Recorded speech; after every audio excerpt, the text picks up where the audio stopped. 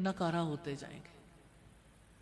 تو ایسے دور میں جہاں پہ آپ کی برین ایکٹیویٹی ویسے نہ ہو، آپ یعنی آپ کے کو بڑے خواب نہ ہوں، آپ کچھ اچیو کرنا چاہتے ہو وہاں تک جا نہ پائیں، چینج اتنی بڑی ہے. میں ایم فل کر رہی تھی تو ہمارے ایک ایڈوائزر تھے، اور ہمارے یعنی ایک آپس میں ٹاک ہو رہی تھی ہماری، تو کہنے لگے کہ آج سے کچھ عرصے کے بعد لوگ چینج کو کوپ نہیں کر پائیں گے. ہم فیوچرسٹکس کے ٹاپک پہ کچھ چیزیں دیکھ رہے تھے، تو کہتے ہیں کہ لوگوں کو فیوچر شاکس لگیں گے. لوگ جو ہیں جو تو چینج کو کوپ کر لیں گے وہ کوپ کر جائیں گے، لیکن جو نہیں کر سکیں گے انہیں شاکس لگیں گے. تو مجھے لگتا ہے کہ جیسے اب کی جنریشن نے کچھ چیزیں کوپ کر لی، لیکن یہ جو اگلا سلسلہ آ رہا ہے نا، فلڈ آف انفارمیشن آگے 2030 کو دیکھیے کہ اس وقت میں انسانوں کی کیا صورتحال ہوگی. اس وقت کی ہالونیس کا آپ امیجن کریں، اور اس وقت کے دور کو آپ امیجن کر کے دیکھیے جب کہ دنیا میں جابز ایسی نہیں رہیں گے، بزنس ایسے نہیں رہیں گے، لوگوں کے تعلقات ویسے نہیں رہیں گے، کمانے کے طریقے بدل جائیں گے، رہنے سہنے کے طریقے بدل جائیں گے. چینج اتنی تیزی کے ساتھ آ رہی، تو یہ تیزی کے ساتھ آنے والی چینج نے ہیومن بینگز کو متاثر بہت کیا ہے. تو ہالونیس تو بڑھے گی. جتنا جتنا ترقی ہو رہی نا، اتنا ڈپریشن بھی بڑھ رہا ہے، اتنی انگزائٹی، اتنا سٹریس بھی بڑھ رہا ہے، اور لوگوں کے درمیان جنریشن گیپ بہت زیادہ بڑھ گیا. آپ امیجن کریں کہ یہ جو ہماری جنزیز ہیں، ان کے اور الفا کے درمیان بہت فرق آ گیا، اور الفا کے بعد بیٹا ہی آئے گا. ظاہر ہے جو چھوٹی جنریشن ہے ان کے تو حالات ہی بہت ڈیفرنٹ ہیں. تو آپ سوچیں کہ جن کے لیے ورچوئل ریالٹی سب کچھ ہے، کہ جو ویڈیو کالز پہ ہوتے ہیں اور دور بیٹھے انہیں نہیں پتا کہ ہم کیا دیکھ رہے ہیں، یا یہ ہے کہ 3D پہ جو کچھ دیکھ رہے ہیں اور جیسے اس کو ایکسپیرینس کر رہے ہیں، تو ریالٹی کا جو فرق ہے نا وہ بہت زیادہ ختم ہوتا چلا جا رہا ہے، اور آئندہ بہت زیادہ اور ہو جائے گا. تو نیچرلی ایک چیز یعنی کہ حقیقت کو پہچاننا اور زیادہ ٹف ہو جائے گا. ریالٹی کیا ہے؟ آج بھی ہم کہتے ہیں ریالٹی ٹچ بہت زیادہ ضروری ہے، لیکن آنے والے کل میں اور زیادہ بڑھ جائے گا. تو اس وقت بھی جو یعنی لوگوں کے درمیان یعنی ایک عجیب سی کیفیت پائی جاتی ہے ہالونیس کی، اس کے بارے میں بہت بات کرنے کی ضرورت ہے، کیونکہ انسان دکھ میں ہے، انسان تکلیف میں ہے. ایسا ہے، آپ میں سے کسی کا بھی کوئی سوال ہو تو وہ آ سکتا ہے، اور انشاءاللہ کوشچنس کا سلسلہ، کیونکہ پھر بہت سارے کوشچنس لاسٹ ٹائم بھی رہ گئے تھے لوگ ویٹ میں، تو انشاءاللہ ہم آج بہت شروع سے ہی شروع کر لیں گے. جی پلیز، آپ کو بس ادھر آنا ہوگا انشاءاللہ. جی آپ آ گئے، اوکے. السلام علیکم. کوشچن کے لیے آپ گائیڈ کریں، تھوڑی سی اسپیس ہمیں چھوڑنی ہوگی. آپ لوگ ادھر آگے آ سکتے ہیں جو لوگوں کو آواز. میری میرا ایک آپ سے، آپ کی تھوڑی سیٹلمنٹ ٹھیک ہے، ان کا پوزیشن ٹھیک ہے، ان کی طرح بتا دیں.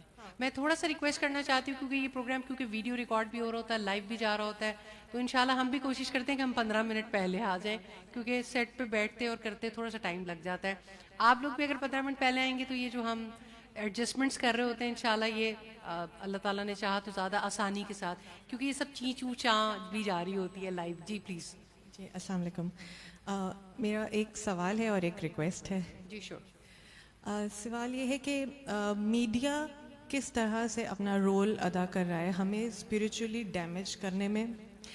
مطلب کہ ہر لیول پہ اگر ہم دیکھیں، جیسے کہ اگر بڑے لوگ یہ ڈیلی سوپس بھی دیکھ رہے ہیں تو اس میں رشتوں کی مطلب کہ خرابیوں کو زیادہ پرومیننٹ کیا جاتا ہے، جس کی وجہ سے جو کہ قطع رحمی اور صلہ رحمی کی افیکٹ آ رہا ہے. اور اگر بعد میں تھوڑا دیکھیں نیٹ فلیکس ہے، یہ خون خرابہ اتنا دکھایا جا رہا ہے، قتل و غارت، اور یعنی کرائم اتنا دکھایا، تو یہ ہمیں کس طرح سے ایک تو ڈیمیج کر رہا ہے، اور دوسرا یہ کہ ہمیں اب ہو تو رہا ہے اس کی ایڈکشن کو کیسے ہم کنٹرول کریں. ایون کہ حالانکہ میں نہیں بھی دیکھتی اپنے آپ کو کنٹرول بھی، یعنی ان سب چیزوں سے دور بھی رکھتی ہوں، مگر تھوڑا سا ایک سین بھی اگر دیکھ لوں میں اپنے اندر اپنے ایمان میں اس کا اثر ضرور محسوس کرتی ہوں. تو اس کے ایڈکشن کو ہم کیسے اپنے گھر والوں کے لیے کم کر سکتے ہیں اور اس کے اثرات سے کیسے بچ سکتے ہیں، ڈائیورژنس کہاں لگا سکتے ہیں، یہ سوال ہے. آپ نے بہت اچھی طرف توجہ دلائی ہے. اس میں کوئی شک نہیں ہے کہ سوشل میڈیا کا خاص طور پر جو امپیکٹ ہے میں وہ ضرور ڈسکس کرنا چاہوں گی. پھوپھی کا جو کردار ہے، پھوپھو، پوری سوسائٹی میں پھوپھو کے کردار کو مسخ کیا گیا. حالانکہ ہر پھوپھو کہیں نہ کہیں خالہ بھی ہوتی ہے. جب پہلے پھوپھو پہ وار تھا، اب خالہ پہ بھی شروع ہو گیا. ایک ایک رشتے کو پکڑ کے مسخ کرنے کا مطلب جانتے ہیں کیا ہے؟ رشتے ختم کرنا. یعنی گریجولی قطع رحمی کی طرف جا رہے ہیں نا. اچھا، بہت عرصہ پہلے کی بات ہے، کسی صاحب نے خطبہ دیا کسی سٹی میں کہ یہ جو انٹرنیشنل چینز ہیں ان کے آنے کی وجہ سے ہماری سوسائٹی پہ کیا امپیکٹ ہے.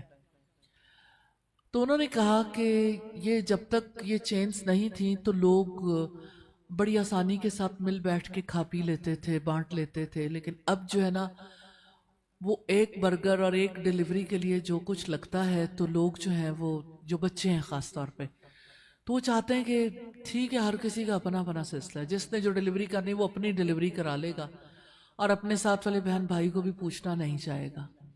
تو لوگوں کے درمیان کی جو ایک اخوت اور ایک رشتے کی پہچان اور رشتے کا جو درد تھا، ہمدردی اور آپس میں مل بیٹھنا تھا، اس کا اثر تو بہت عرصے سے مرتب ہو رہا تھا. لیکن یہ جو رشتوں کو مسخ کرنے والا معاملہ ہے، میں سمجھتی ہوں گورنمنٹ کو اس کے اوپر نوٹس لینا چاہیے. اس کے اوپر باقاعدہ طور پر یعنی پالیسیز بننی چاہیے کہ یہ ہماری ویلیوز کے اگینسٹ ہے، ہمارے ریلیجن کے اگینسٹ ہے، ہماری یعنی ہیومن بینگز کے لیے یہ ایک بہت خطرناک رویہ ہے کہ ہر وہ چیز جو یعنی کوئی بھی فرد چاہے جو یعنی ایک بے مہار آزادی ہے، یہ ٹھیک نہیں ہے. ایون بی ایف سکنر ہے جس نے اپنی کتاب میں لکھا کہ ہم ایسی آزادی کو افورڈ نہیں کر سکتے. سوچیں، وہ لوگ جو آزادی کے علمبردار تھے، انہوں نے خود اس بات کا اعتراف کیا کہ انسانوں کو ایسی آزادی نہیں دی جا سکتی کہ وہ جو جی چاہے کریں. اس کی کوئی نہ کوئی لمٹ ہوتی، کوئی باؤنڈری ہوتی ہے. اور بیٹا، آپ لوگ بیٹھے ہو تو آپ لوگوں کو تو سیلف باؤنڈری کا بہت پتہ ہے کہ ہر بندے کی ایک باؤنڈری ہوتی ہے. ایسے ہی سوسائٹیز کی بھی باؤنڈریز ہوتی ہیں. اور یہ ہے کہ جو جس ریلیجن سے یا جس تہذیب سے تعلق رکھتا ہے، اس کی باؤنڈری سے باہر نہیں نکلنا چاہیے. تو ہماری باؤنڈری کیا ہے کہ قطع رحمی کرنے والا کبھی جنت میں نہیں جائے گا. اور صلہ رحمی کے بارے میں رسول اللہ نے فرمایا کہ صلہ رحمی کرنے سے عمر اور رزق میں برکت ہوتی ہے. تو مجھے یہ بتائیے کہ جو پھپھو کا رشتہ خراب کیا، اس سے کس کو برکت ملی ہوگی؟ یعنی لائکس کے لیے اور پھر سوشل میڈیا سے کمانے کے لیے آپ نے رشتوں پہ ہی تیشے چلا دی. بات یہ کہ ہو تو رہا ہے، لیکن اس کا حل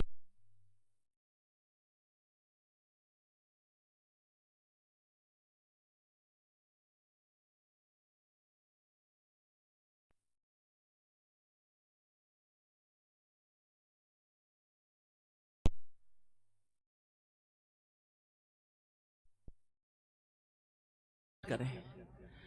دیکھیں، رائٹ اینڈ رانگ میں فرق تو تبھی نمایاں ہوگا کہ لوگ رائٹ کے لیے کنونسڈ ہو اور رانگ کی نفرت ان کے دلوں کے اندر ہو کہ وہ رانگ کو چھوڑنے کے لیے تیار ہو جائے. اللہ سبحانہ تعالیٰ کی کتاب کو دیکھیے، اللہ تعالیٰ یہ کہتے ہیں وَمِنَ النَّاسِ، لوگوں میں سے کوئی ایسا ہے جو غافل کر دینے والی مصروفیات کو خریدتا ہے تاکہ لوگوں کو بغیر علم کے اللہ کے راستے سے بھٹکا دے. تو ایسے لوگ تو بہت ہو گئے اور بھٹکانے کا سلسلہ بھی بہت ہو گیا.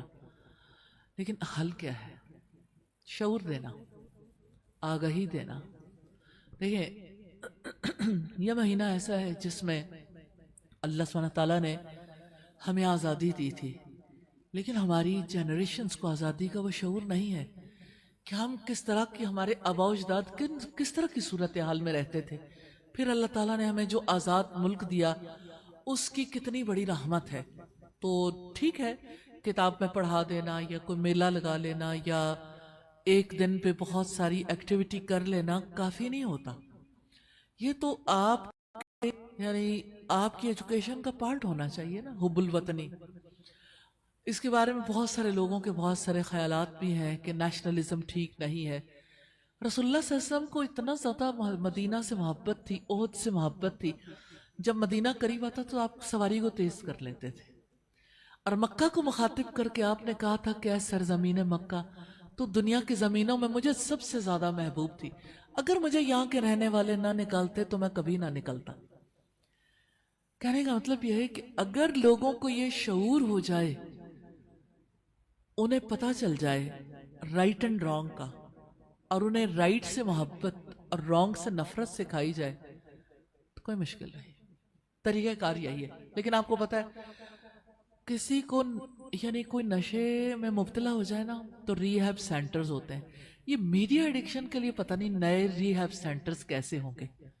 تو مجھے تو یہ بھی ایک ایسا سینٹر نظر آتا ہے, یہ بھی ری ہیب ہی ہے کہ جس میں ہم سب بیٹھیں, آپس میں بات چیت کریں, کنونسڈ ہوں یا کنونس کر لیں, جو چیز اچھی ہے اس کو سارے اڈاپٹ کر لیں.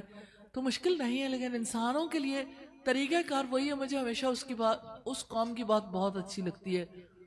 روم جب تباہ ہوا تھا تو انہوں نے تباہ حال کھنڈروں پر بیٹھ کے سمپوزیمز کیے تھے, مل بیٹھتے تھے ایسے, اور آپس میں مل کے سوچتے تھے کہ کیا کیا جائے.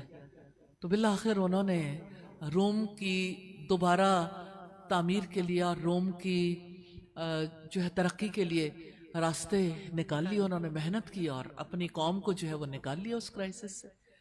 تو طریقہ کار یہی ہوتا ہے کہ پہلے یہ ہے کہ تکلیف کا اظہار کیا جائے کہ ہمارا کرائسس کیا ہے, ہماری تکلیف کیا ہے, پھر اس تکلیف کو دور کرنے کے راستے.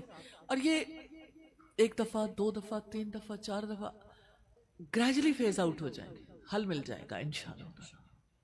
جو میری ریکویسٹ ہے وہ بھی اسی سے ہی ریلیٹڈ ہے کہ ہم ضرور, جیسے کہ ہم دیکھ رہے ہیں اسپریچول ہیلنگ میں انٹر ریلیٹڈ ہے ریلیشنز, مطلب اولاد کے لیے ہم پریشان ہیں, وہ ہم سے پریشان یا کچھ بھی. تو میں ہم سب ضرور جاننا چاہیں گے ان روٹس کے بارے میں جنہوں نے اتنے خوشبودار پھل جن کی وجہ سے آئے. اور یعنی کہ میں چاہوں گی کہ آپ, جیسے میں بھی اپنے بچوں کو کچھ سکھانے لگتی تو میں سوچتی ہوں کہ ہمارے پیرنٹس نے عادت کیسے ڈالی تھی ہمیں. تو میں ضرور چاہوں گی کہ آپ ہمارے سامنے وہ مثالیں رکھیں کہ آپ کے پیرنٹس نے آپ لوگوں کی اپ برنگنگ کیسے کی, کہ آپ میں اسپیشلی اللہ سے کنیکٹیوٹی بلٹ ان ہو گئی, اخلاص بلٹ ان ہو گیا اسپیشلی, اور مستقل مزاجی, یہ خاص طور پہ چیزیں. تو ان کی مثالوں سے, کیونکہ ہم جب لائیو مثالوں سے دیکھتے ہیں تو میرے خیال سے ہمیں زیادہ سمجھ آتی ہے بات. دیکھیں, ایک نشست میں سب کچھ بتانا تو ممکن نہیں, لیکن کچھ چیزیں, مثال کے طور پر مجھے کسی نے سوال کیا کہ آپ کے والدین نے آپ کو ذکر کب سکھایا تھا. تو میں نے کہا مجھے یہ تو نہیں پتا میری کیا ایج تھی, لیکن مجھے یہ پتا ہے کہ میرے والد اپنے ہاتھوں پہ یوں ہمیں اٹھا کے تو ایسے گھماتے ہوئے سبحان اللہ و بحمدہ سبحان اللہ العظیم پڑھا کرتے تھے. لیکن اس سے پہلے حدیث کے الفاظ, اتنی محبت تھی ہمیں بچپن میں ان الفاظ کو سننے کے لیے. کلمتان خفیفتان علی اللسان, دو کلمے ہیں زبان پر بہت ہلکے ہیں. حبیبتان الی الرحمن, دونوں رحمان کو بہت محبوب ہیں. ثقیلتان علی المیزان, میزان پر بہت بھاری ہیں. سبحان اللہ و بحمدہ سبحان اللہ العظیم. تو مجھے نا وہ, یعنی مجھے آج بھی ان ہاتھوں کا لمس فیل ہوتا ہے, ٹچ. اور میں نے پھر اپنی آنکھوں سے دیکھا بہن بھائیوں کو کہ میرے چھوٹے بہن بھائی تھے, کس طرح سے ان کے ساتھ محبت میں میرے والد جب خود ذکر کرتے تھے کہتے نہیں تھے, لیکن نیچرلی یعنی ایک محبت پیدا ہو جاتی ہے انسان کو.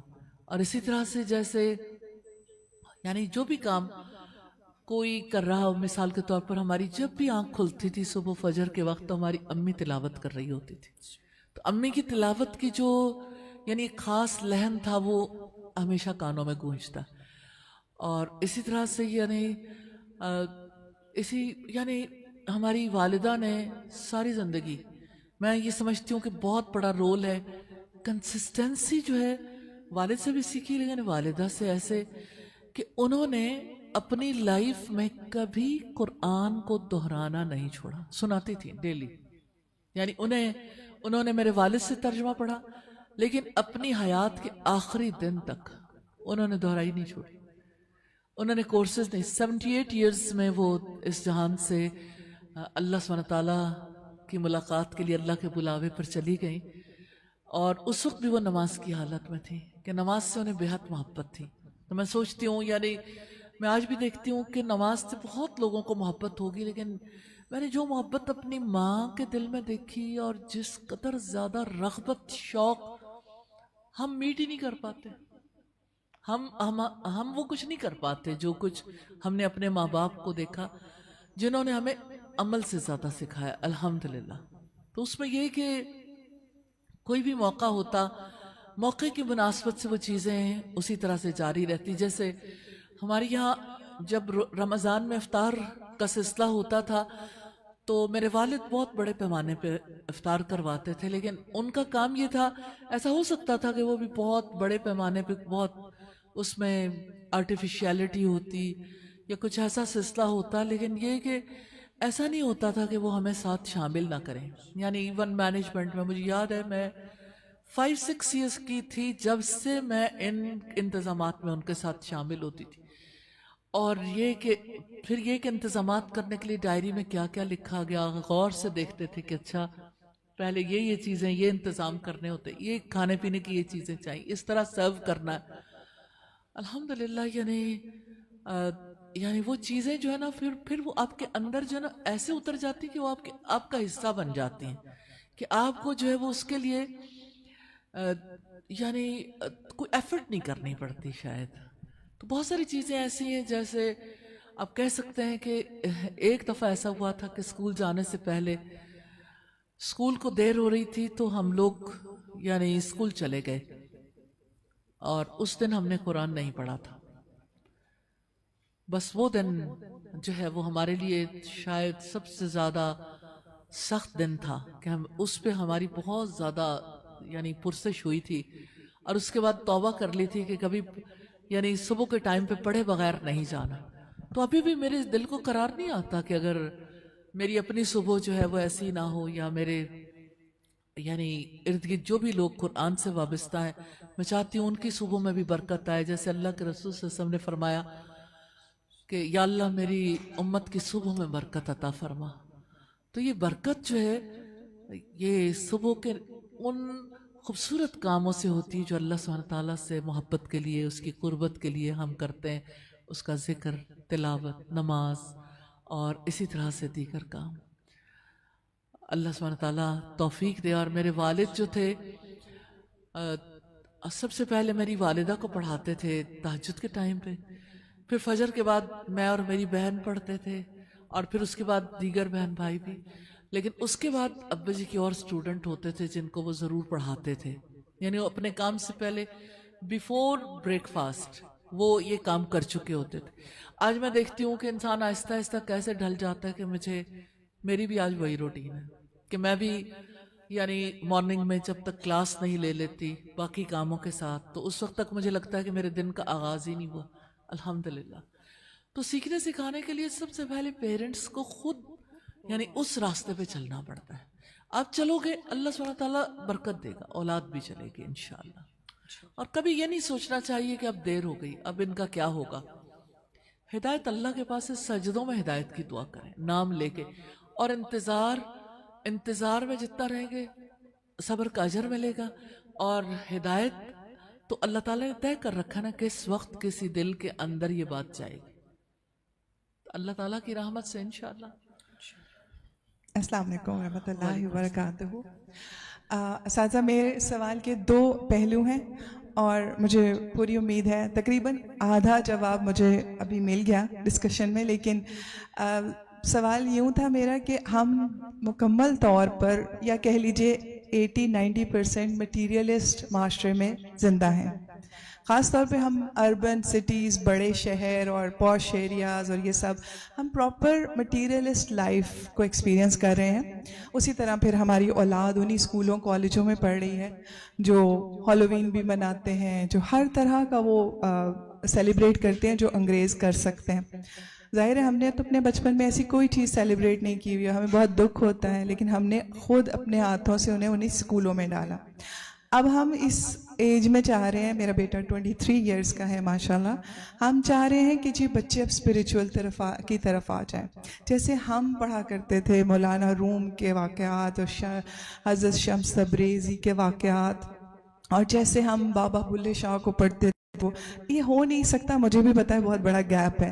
तो जब मैं अपने बेटे से बात करती हूँ स्पिरिचुअल मैटर्स के ऊपर, और अल्लाह सुब्हान ताला ने ये कायनात कैसे तख्लीक की होगी और वजह कायनात क्या हुई होगी, क्यों अल्लाह सुब्हान ताला ने हमें भेजा, क्या ये सब क्या था, बेला वजह तो नहीं था. तो वो उनके पास कोई स्पिरिचुअल आंसर नहीं होता बच्चों के पास. वो कहते हैं जी साइंटिफिक यूं था, साइंटिफिक ये है, and we are here for a certain period and we are going to parish. तो इससे मुझे बहुत दिली सदमा होता है कि एक तो ठीक है हम अपने बच्चों को कुरान पाक पढ़ा देते हैं कारी साहब से, उसके बाद हम समझते हैं जिम्मेदारी ख़त्म हुई. स्पिरिचुअलिटी के साथ बच्चों को हम कनेक्ट नहीं कर पाए, मुझे इस बात का गिल्ट भी है. और अब मैं चाहती हूँ कि किसी भी तरह घर के माहौल में भी वो बात आ जाए. हम मीडिया से तो उनको दूर नहीं कर सकते. दूसरा सवाल ये था कि मीडिया से हम सोशल मीडिया से बच्चों को हटा नहीं सकते, ना ही इस दौर में हटाना सही होगा. सोशल मीडिया उस तरह से तो स्पिरिचुअलिटी का दर्स नहीं देता, बल्कि उनके तो हीरोज़ ही वो हैं, अंग्रेज़ रेसलर, अंग्रेज़ सिंगर.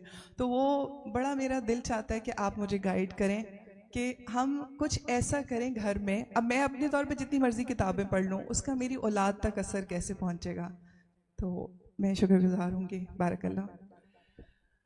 जज़ाकल्लाह खैर. अल्लाह आपको बरकत वाली ज़िंदगी दे, और अल्लाह सुब्हान ताला हमारी नस्लों के लिए जो खैर खाही माओं के दिलों में है, अल्लाह ताला उसकी वजह से अपनी रहमत फरमाए, और हमारे बच्चों के लिए अपनी हिदायत के रास्ते खोल दें. ऐसा है कि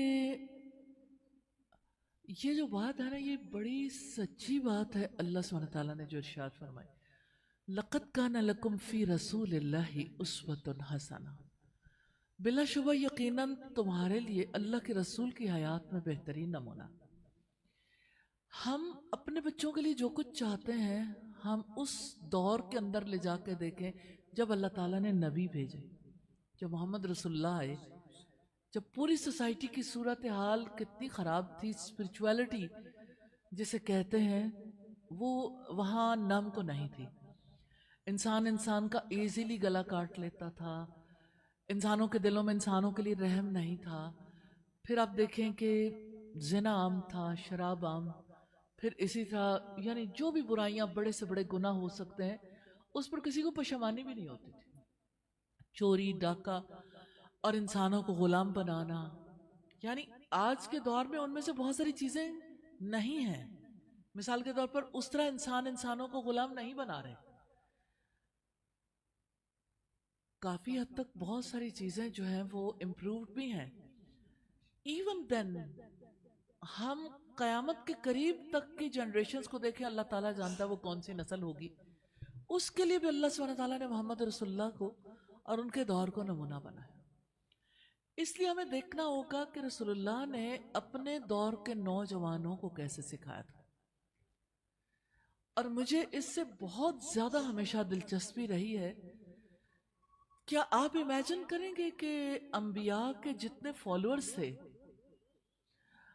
उनमें मोस्टली टीनेजर्स थे, उसके बाद 20s में, कम 30s में, इक्का दुक्का 40s में, और उससे ऊपर तो ऑलमोस्ट है ही नहीं. इसका मतलब ये कि अंबिया का बेसिक काम टीनेजर यूथ पे था. और ये सिर्फ नबी सल्लल्लाहु अलैहि वसल्लम नहीं, बाकी अंबिया, हजरत ईसा को देखें, हजरत मूसा को देखें. अच्छा, यूथ ने उस दौर में, दौर तो खराब था ना, लेकिन उस दौर में यूथ कैसे अट्रैक्ट हुई? लॉजिक से. आज भी यूथ लॉजिक चाहती है, जो लॉजिक शायद माँ बाप के पास नहीं. शायद जो लॉजिक यानी आप सोशल मीडिया के बारे में भी कह रहे थे कि हमें रोकना नहीं चाहिए. हम उन्हें कैसे रोकेंगे अगर हमारे पास लॉजिक नहीं होगी? नेचुरली सोशल मीडिया में हर चीज़ बुरी नहीं होती. बहुत सारी अच्छी चीज़ें भी होती हैं, लेकिन अच्छी से ज़्यादा बहुत सारी चीज़ें कैप्चर होती रहती हैं, और यानी असरात तो उसके मरतब होते हैं, ना भी चाहें तब भी बहुत कुछ दिख जाता है। तो ऐसे में बच्चे वो जो 20s में हैं या टीन्स या इससे ऊपर के लोग हैं, उनके दिलों पर क्या चीज़ असर करेगी, यकीन रखिए इस बात पे, अल्लाह के रसूल की कोई बात झूठी नहीं थी, सच्ची बात। रसूलुल्लाह ने फरमाया दिल अल्लाह की दो करीम उंगलियों के दरमियान है, उन्हें जैसे चाहता घुमाता रहता है। तो आप जब कभी अपने बेटे को देखें, आप जब कभी अपनी जनरेशन्स को देखें, आप इसको प्रैक्टिकली दो उंगलियों के दरमियान देखें, फिर आप दुआ करें, या मुक़ल्लिबल क़ुलूब, ए दिलों को पलटने वाले, सब्बित क़ुलूबना अला दीनिक, कि हमारे दिलों को अपने दीन पर साबित कदम रखना। और जैसे रसूलुल्लाह की दुआ थी ना कि या मुसर्रिफल क़ुलूब सर्रिफ क़ल्बी अला ताअतिक, कि ए दिलों को फेरने वाले मेरे दिल को अपनी इताअत की तरफ फेर। इस बात पर यकीन रखिए हिदायत किसी के हाथ में नहीं, नबी के हाथ में भी नहीं थी। रसूलुल्लाह अपने चचा के पास बैठे थे और आप सल्लल्लाहु अलैहि वसल्लम उन्हें बार बार कह रहे थे एक बार कलिमा पढ़ ले, मैं आपकी सिफारिश कर दूंगा। तो चचा चाहते थे कि मैं कह दूं, लेकिन इर्द गिर्द जो बड़े सरदार बैठे थे वो कहने लगे अपने आबाओ अजदाद का दीन छोड़ोगे। तो वो वफात के वक्त ये कह के फौत हो गए, अला दीन अब्दुल मुत्तलिब, कि मैं अब्दुल मुत्तलिब के दीन पे जा रहा हूं, क्योंकि वो ये नहीं चाहते थे कि कोई मुझे बुरे लफ्जों में याद करे। और उस वक्त तक लोग जाहिर है कि जो दीन उस दौर का था उसको ही अच्छा समझते थे। उस पर अल्लाह सुब्हानहू व तआला ने ये आयत नाजिल की थी, इन्नका ला तहदी मन अहबब्त, तुम उसको हिदायत नहीं दे सकते जिससे तुम मोहब्बत करते, वलकिन्नल्लाह यहदी मन यशा, लेकिन अल्लाह जिसे चाहता है हिदायत देता है। तो हिदायत के बारे में ये यकीन रखें अल्लाह ताला के हाथ। अल्लाह ताला जब दिल बदलना चाहे इतनी सी देर कि एक लम्हा लगेगा और दिल बदल जाएंगे। हाँ, अपनी जनरेशन्स को कैसे समझाएं, क्या समझाएं। इमाम मालिक ने ये कहा था, इस उम्मत के आखिरी हिस्से की इस्लाह भी उसी तरह होगी जैसे पहले हिस्से की इस्लाह हुई थी, और पहले हिस्से की इस्लाह कुरान से हुई थी। कुरान बदलेगा, तब्दीली कुरान से आएगी। लॉजिकल बेहतरीन किताब, दिल पकड़ लेने वाली किताब है। अब देखिए हम एक एक आयत पे वाकयात देखते हैं ना कि किस तरह लोगों के दिल पकड़े गए थे। अब सोचे, आप सोच सकते अबू जहल रसूलुल्लाह का इतना बड़ा दुश्मन था, अखनस बिन शरीक, अबू सुफियान, जब लॉकडाउन में थे ना रसूलुल्लाह और आपके साथी 3 इयर्स छुप के कुरान सुनने जाते थे। कुरान में असर ऐसा है, लॉजिक ऐसी है, जवाब ऐसा मिलता है। कुरान ही बदलेगा। इसलिए ये दुआ करें, या अल्लाह इस कुरान के लिए हमारे बच्चों के दिल खोल दे, हमारे और हमारे बच्चों के दिल खोल दे। इंशाअल्लाह कुरान बुक ऑफ चेंज है, चेंज ले आएगा इंशाअल्लाह, इंशाअल्लाह। और आप हम ऐसी मजलिसों के लिए दुआ करते हैं बच्चों के लिए भी, जिनकी वजह से उनके लिए कुरान सीखना मुमकिन हो जाए। और मैं चाहती हूँ कि अल्लाह ताला ऐसा को मौका पैदा करे जहाँ बच्चे डिबेट कर सकें। यानी एक है दर्स की फॉर्म में सुनना, एक है वैसे सुनना जैसे रसूलुल्लाह पढ़ाते थे। तो मेरा बहुत जी चाहता है कि कभी उस तरतीब के साथ कुरान पढ़ें जिस तरतीब के साथ उतरा था, उस तरतीब के साथ लोग पढ़ें और क्वेश्चन आंसर्स के थ्रू सीखें। यानी कुछ पूछना चाहें, कुछ बताना चाहें, कुरान मबहूत कर देता है, दिल बदल देता है। दुआ ये कीजिए कि अल्लाह ताला इनको कुरान का इल्म नसीब करे। जी, अस्सलाम वालेकुम वरहमतुल्लाहि वबरकातुहू। वालेकुम अस्सलाम। मेरे सवाल हैं आपसे सादा जी। एक तो ये कि मैं समझती हूँ कि मैं ख़ुद अभी स्पिरिचुअल हीलिंग की प्रोसेस में हूँ। मेरा जो सवाल है वो मेरी प्री रिक्विजिट से मुतल्लिक है, क्योंकि जब मैं देखती हूँ कि अच्छा मैं प्रोग्रेस कर रही हूँ कि नहीं, तो अल्हम्दुलिल्लाह प्रोग्रेस तो कर रही हूँ, लेकिन इत्मीनान है दिली तौर पे کہ پہلے سے بہتری ہے.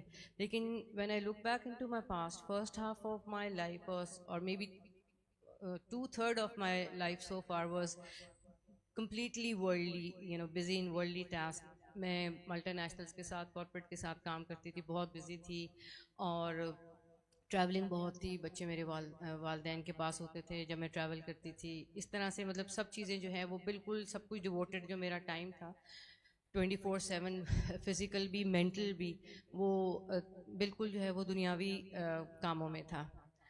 اور پھر اللہ تعالیٰ نے ہدایت دی, موقع دیا, کچھ اس طرح کی چیزیں ہوئیں کہ وہ اللہ کا کرم ہوا کہ میں کچھ پچھلے 10-12 سال سے میں نے جو ہے وہ ریٹائرمنٹ لی, اور جو ہے وہ دوسری طرف مجھے اپنے گیپس جو نظر آئے اس کے اوپر کام کرنا شروع کیا, فیملی کو ٹائم دیا, وہ سب.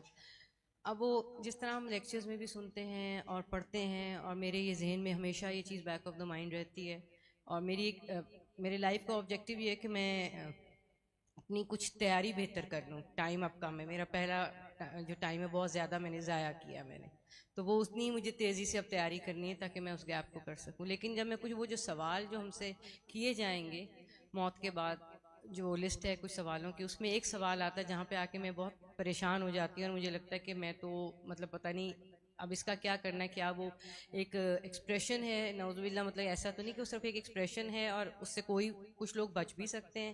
وہ سوال یہ ہے کہ جوانی کن کاموں میں گزارے, کیونکہ اگر میں سیدھا سیدھا وہ سوال لوں تو میں تو بالکل ختم ہو گیا, میرے پاس تو اس کا جواب ہے ہی نہیں, اور میں ایک پاس تو ہو یہ بھی نہیں بات ہے کہ جی کچھ کہنا چاہتی ہوں. بس یہ ایک سوال ہے, دوسرا اچھا ٹھیک ہے, میں بعد میں کر لیتی ہوں جیسے آپ کہیں. جی ایک تو یہ جو سوال ہے نا, یہ حشر کے میدان میں ہوگا, موت کے بعد قبر میں نہیں ہوگا. قبر میں صرف 3 سوال ہیں, تیرا رب کون ہے, تیرا دین کیا ہے, اور تیرا رسول کون ہے. حشر کے میدان میں جو سوال ہے نا, ابن آدم کے قدم حشر کے میدان میں اپنی جگہ سے اٹھ نہیں سکیں گے جب تک وہ 5 باتوں کا جواب نہ دیں. ان میں سے ایک یہ ہے کہ جوانی کن کاموں میں پرانی کر دی. میں آپ سے ایک سوال کرنا چاہتی ہوں, حضرت عمر نے کن کاموں میں پرانی کی تھی؟ ساری جوانی لگا دی. اور حضرت عمر جیسے رسول اللہ کے اصحاب جو اپنی اپنی جوانیاں بہت زیادہ مختلف کاموں میں لگا کے, ایک تو یہ کہ آپ کی جس کو آپ ورلڈلی افیئرس کہہ رہی ہیں نا, وہ آپ کی جاب تھی جس میں آپ کا دماغ لگتا تھا. حضرت خدیجہ کا بھی بہت لگتا تھا.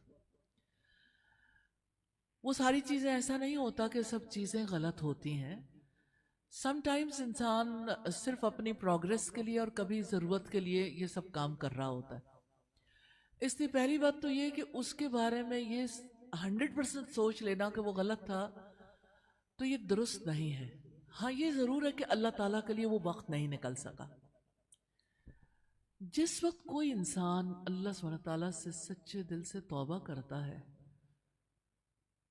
تو اس کے پچھلے گناہ واش کر دیے جاتے ہیں, پھر اس کا اثر نہیں رہ جاتا. سچے دل سے توبہ کرنے والے کے لیے یہ کتنی بڑی خوشخبری ہے. توبہ کا پانی پاک کر دیتا ہے, پچھلی یادیں تک مٹا دی جاتی ہیں, کچھ بھی نہیں رہ جاتا. یہ آپ کے دل کی سچائی ہے, کتنی سچائی کے ساتھ آپ اللہ سبحانہ تعالیٰ کے سامنے اظہار کرتے ہیں. ندامت, اعتراف اور کبھی نہ کرنے کا عہد, یہ 3 چیزیں ہیں جس کی وجہ سے پچھلے اعمال نہ صرف یہ کہ معاف ہو جائیں گے, اللہ سے جتنی دعا کریں گے اللہ تعالیٰ اس کے بدلے میں آپ کو پھر اجر بھی عطا کرے گا انشاءاللہ تعالیٰ. تو اس کے بارے میں اللہ کا شکر ادا کرنے کا مقام ہے کہ اس نے موقع دیا. کیا یہ اللہ کا بہت بڑا کرم نہیں آپ کی ذات پر کہ اس نے آپ کو اپنی طرف بلایا ہے؟ آخر آپ میں ایسی کوئی بات ہوگی جو اس نے اپنی طرف بلایا, اپنے قریب کرنا چاہا ہے.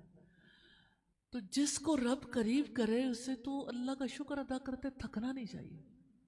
یعنی دن رات صبح و شام اللہ کا اس بات پہ ہی شکر ادا کرے کہ یا اللہ تو نے مجھے ہدایت کا راستہ دکھا دیا, تیرا شکر ہے کہ تو نے مجھے ہدایت کا راستہ دکھایا.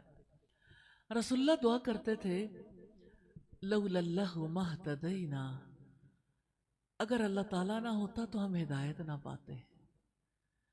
ولا سمنا ولا صلینا, نہ ہم روزے رکھتے ना हम नमाजें पढ़ते, ना हम सदका करते, ना उस तरफ जा सकते, तो अल्लाह ताला है ना जिसने मौका दिया।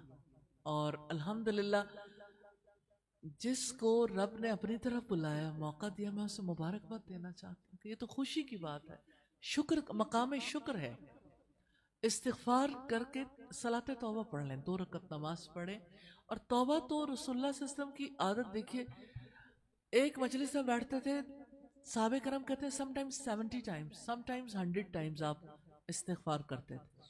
सुबह 100 दफ़ा करते थे, शाम को 100 दफ़ा करते थे। और इसी तरह सईदुल इस्तिग़फ़ार, ये तो अल्लाह ताला को पसंद बहुत है ना बंदे का लौटना। नबी सल्लल्लाहु अलैहि वसल्लम ने फरमाया बेहतरीन खताकार वो हैं जो तौबा करने वाले। जस्ट इमेजिन, कोई खताएं करने वाला, गुनाह करने वाला भी बेहतरीन होता है।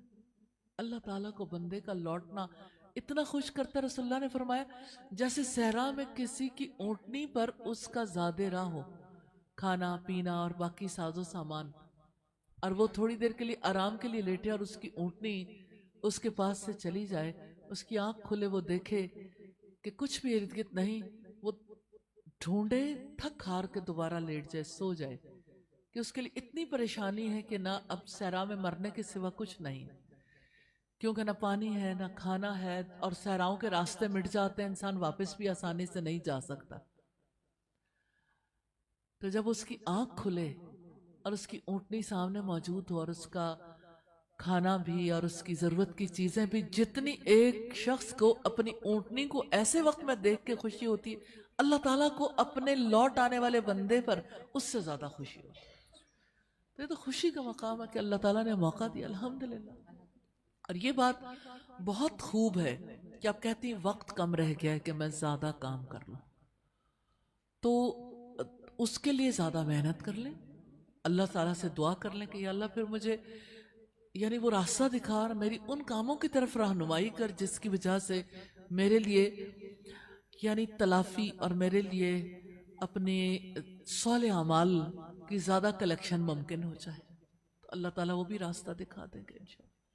बहुत शुक्रिया जी, जज़ाकुमुल्लाह खैर। दूसरा सवाल जी स्पिरिचुअल हीलिंग से ही कनेक्टेड है कि मेरा जो प्रोफेशन रहा है वो कम्युनिकेशन में बेसिकली मेरी एक स्पेशलिटी रही है, जिसके अंदर अभी तक मुझे जो है जो जानते हैं तो किसी फोरम पे जिस तरह वुमेन डेज़ है या इस तरह से, तो गेस्ट स्पीकर बुलाते हैं, मोटिवेशनल स्पीकर, इंस्पिरेशनल टॉक के लिए। अब अल्लाह ताला ने मुझे एक वो प्रोफेशन भी दिया था, एक एप्टीट्यूड, और वो एक अल्लाह ताला ने एक दी जिससे मैं बहुत सक्सेसफुल रही थ्रू आउट माई करियर। लेकिन मैंने वो टाइम जो मेरा सक्सेस का था वो, और वो जो मेरी क्वालिटी और एट्रीब्यूट था, मेरी जो कॉम्पिटेंस थी, वो मैंने कम्प्लीटली अपने करियर को अच्छा करने के लिए उस पर स्पेंड की, मैंने वो अल्लाह के लिए नहीं स्पेंड की। अब जब मुझे मौका मिलता है या कोई अपॉर्चुनिटी निकलती है तो समहाउ मुझे ये लगता है कि मतलब इट्स माय रिस्पॉन्सिबिलिटी और ऑब्लिगेशन या ड्यूटी कि मैं वो अच्छी बात आगे तक पहुंचाऊं। कई दफ़ा पर्सनल स्टोरी से, कई दफ़ा प्रैक्टिकल एग्जांपल से, क्योंकि मैं क्वालिफाइड कुरान की स्टूडेंट नहीं हूं कि मैंने कोई दरस निज़ामी किया, कुछ भी पढ़ा है, कोशिश की है जो मैं कर सकती हूँ। तो लेकिन मैंने एक दफ़ा ये चीज़ मेरे इल्म में आई कि ऐसे स्कॉलर्स, क्योंकि मैं परफेक्ट नहीं हूँ अभी, that's what I think, that's what I feel कि अभी भी मेरे में बहुत से गैप्स हैं, स्ट्रगल जारी है, कि ऐसे स्कॉलर्स जो कि प्रीच करते हैं लेकिन उसको प्रैक्टिस नहीं करते, उनके होंठ कटे हुए होंगे या उनके होंठ काट दिए जाएंगे, इस तरह से कुछ गुजरा। अच्छा, वो मुझे थोड़ा सा एक परेशानी और डर लगा कि मैं तो क्वालिफाई नहीं करती, I am not a scholar, तो मैं ये आगे बात जिस तरह से मुझे करनी चाहिए किसी फोरम पे नहीं, या उसको एज अ लेक्चर या एज अ टॉक मुझे ऐसे टॉपिक को टच करना है कि नहीं। और स्पेशली फिर मुझे ये भी होता है कि मैं दूसरी तरफ जब मैं कुरान पढ़ती हूँ तो मैं कहती हूँ ये अमर बिल मारूफ नहीं है अनिल मुनकर। फिर मैं ये देखती हूँ कि कहीं डीप डाउन, क्योंकि फिर मेरा नफ्स हो सकता है, मेरा नफ्स अंदर है, क्योंकि मैं बहुत सक्सेसफुल थी एज अ स्पीकर, और मैं कहती थी देना तो ऑडियंस कहती थी देना, मैं कहती थी रात है तो रात है, तो वो एक आपको एक नशा भी होता है, एक टेस्ट होता है आपको सक्सेस का, ग्लैमर का, जिस तरह यू नो इंडस्ट्री का। तो कहीं वही चीज़ मेरे अंदर अभी भी हो और वो मुझे उकसाती हो कि देखो तुम्हें अप्रिसिएशन मिलेगी, अपलॉज मिलेगा, you will be known and famous again. तो کیا میرا وہ پیورٹی ہے میرے اس کے اندر کہ میں ایک اسپریچول ہیلنگ کے لیے دوسروں کو سپورٹ کر رہی ہوں, یا میرا آبجیکٹیو کہیں ڈیپ ڈاؤن کچھ اور ہے اور وہ اس میں اخلاص نہیں ہے جیسا ہونا چاہیے. اور میں اس میں مجھے سمجھ نہیں آتی کہ کہیں یہ شیطان کا وسوسہ ہے کہ میں اچھے کام کی طرف نہ چلی جاؤں, کیونکہ میں چاہتی ہوں لیگیسی میری ہو, صدقہ جاریہ ہو, جو میں نے دنیاوی چیزیں سکھائی ہیں لوگوں نے ان سے بہت فائدہ, بہت کریئرز میں فائدہ اٹھایا ہے, تو میرے بعد یہ میرا کام چلے. اور میں اسپیشلی میں لیڈیز کو ایڈریس کرتی ہوں, یوتھ کو, تو میں یہ کوشش کرتی ہوں کہ جو میں نے غلطیوں سے سیکھا وہ پہلے سیکھ لیں, کیونکہ مجھے شاید کوئی بتانے والا اس وقت نہیں تھا یا میں نے سنا ہی نہیں میں بھی. تو وہ پلیز گائیڈ کریں کہ کس حد تک مجھے ایسے ایز اے پروفیشن یا ایز اے پیشن اس کو کس طرح سے مجھے ڈسٹنگوش کرنا چاہیے اور اس طرح سے اس کام میں آنا بھی چاہیے یا نہیں. جزاک اللہ خیر. جی, کمیونیکیشن مینس ابلاغ. رسول اللہ صلی اللہ علیہ وسلم نے فرمایا بلغوا انی ولو آیا, مجھ سے پہنچا دو اگرچہ ایک آیت ہی کیوں نہ ہو. آپ جن سے کہہ رہے تھے وہ سب اسکالرز نہیں تھے. نمبر 1, اچھی بات پہنچانا صدقہ ہے اور وہ کوئی بھی پہنچا سکتا ہے, لیکن اس بات کا لحاظ رکھنا ضروری ہے کہ اس میں کوئی کمی بیشی نہ ہو. نمبر 1.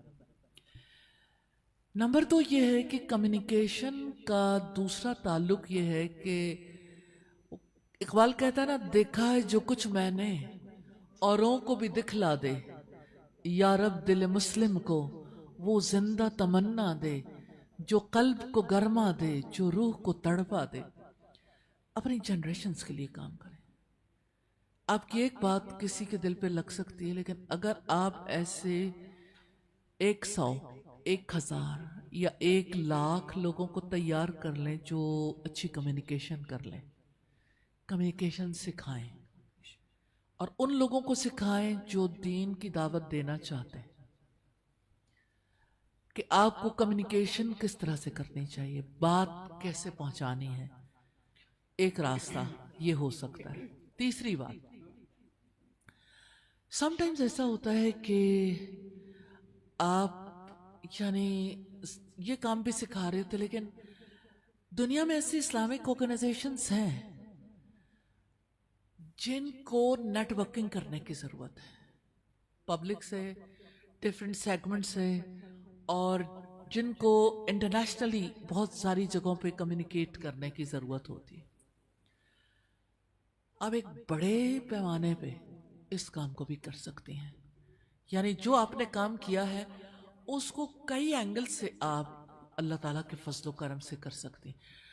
اور پھر چوتھی بات کہ جو آپ چاہتی ہیں کہ اللہ تعالیٰ نے آپ کو بات کرنے کی جو صلاحیت دی ہے, تو زیادہ وقت نہیں لگے گا. 1 سال کے لیے آپ 15 اگست سے آپ قرآن سیکھنا شروع کر لیں. 1 ایئر میں آپ سیکھیں تو سکھائیں پھر الحمدللہ.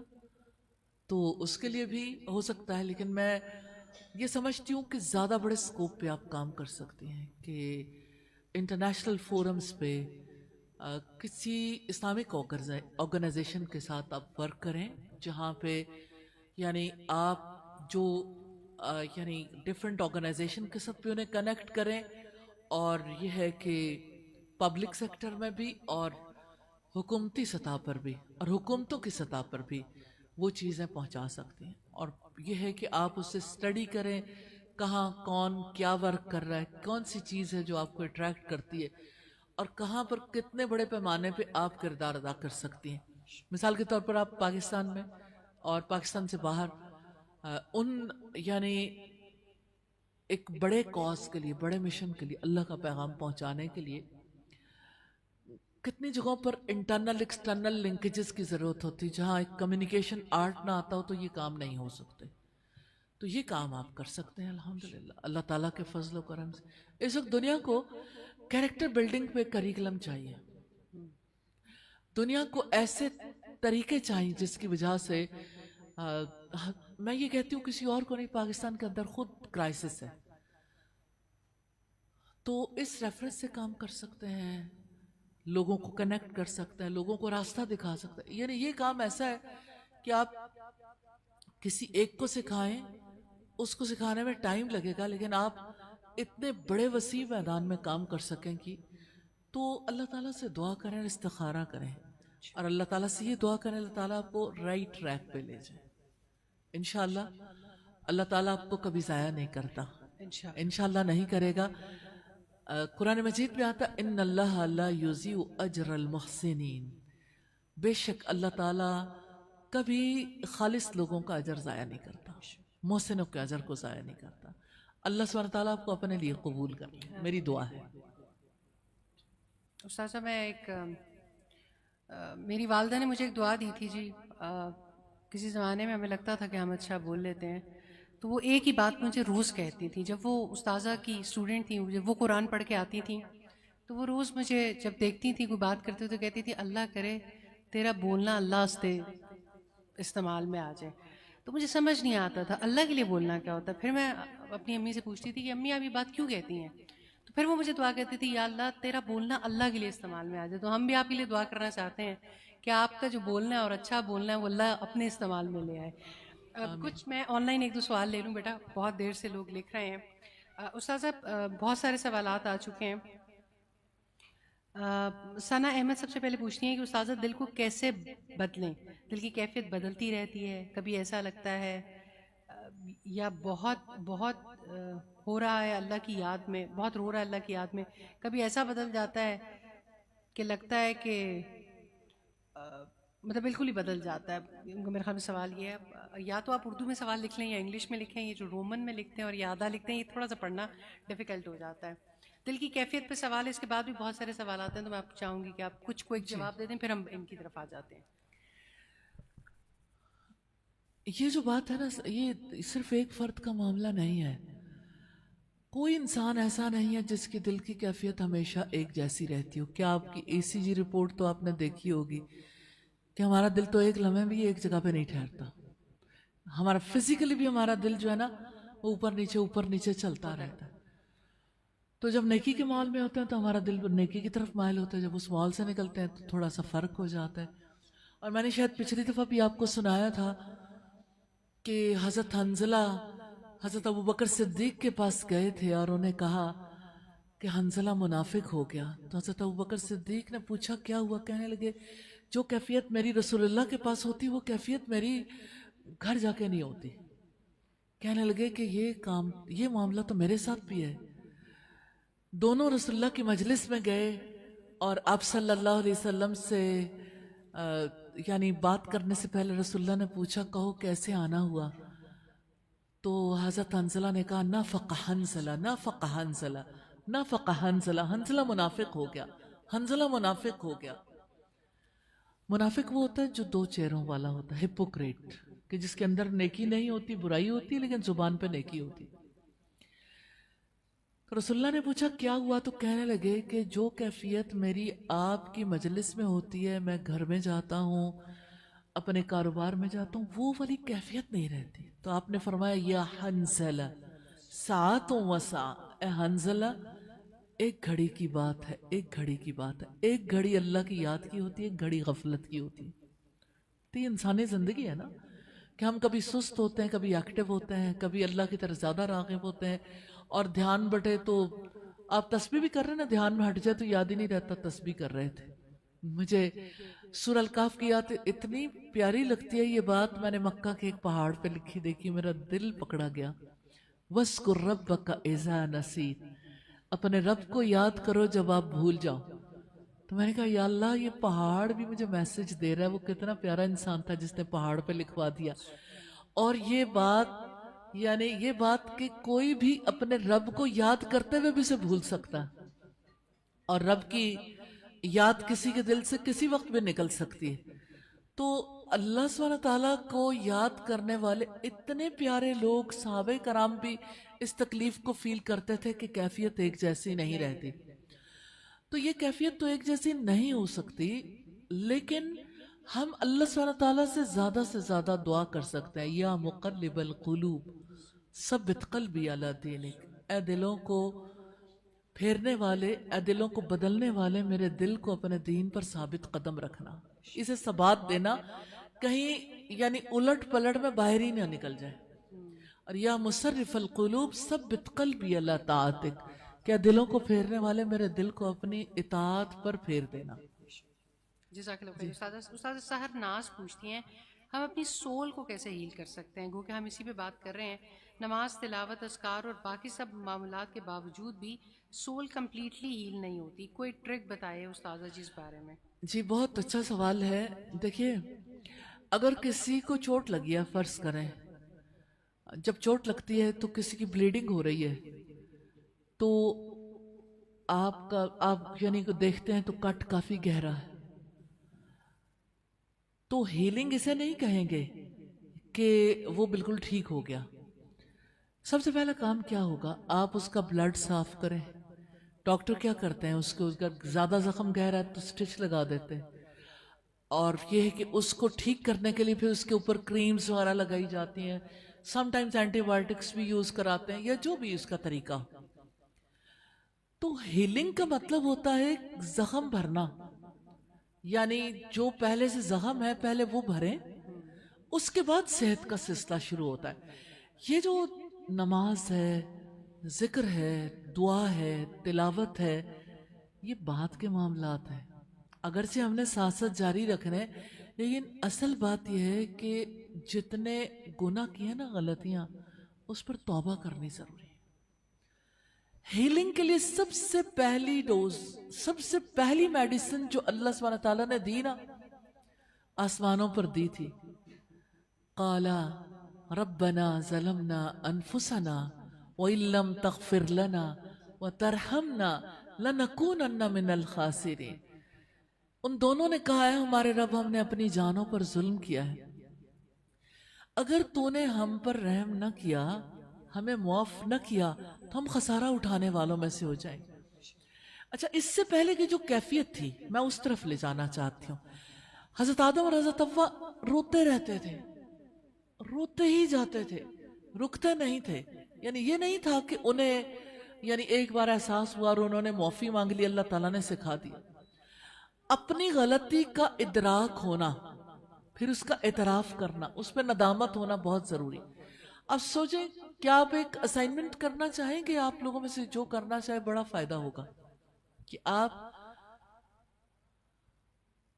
بچپن سے لے کے جب سے آپ نے ہوش سنبھالا، ماں کا دل دکھایا، والد کی بات نہیں مانی، دل میں کچھ برا سوچا، زبان سے کچھ کہا، کانوں سے کچھ برا سنا، اگر آپ لسٹ بنانا چاہیں آپ کی لسٹ ختم نہیں ہوگی، زندگی ختم ہو جائے گی سیریسلی.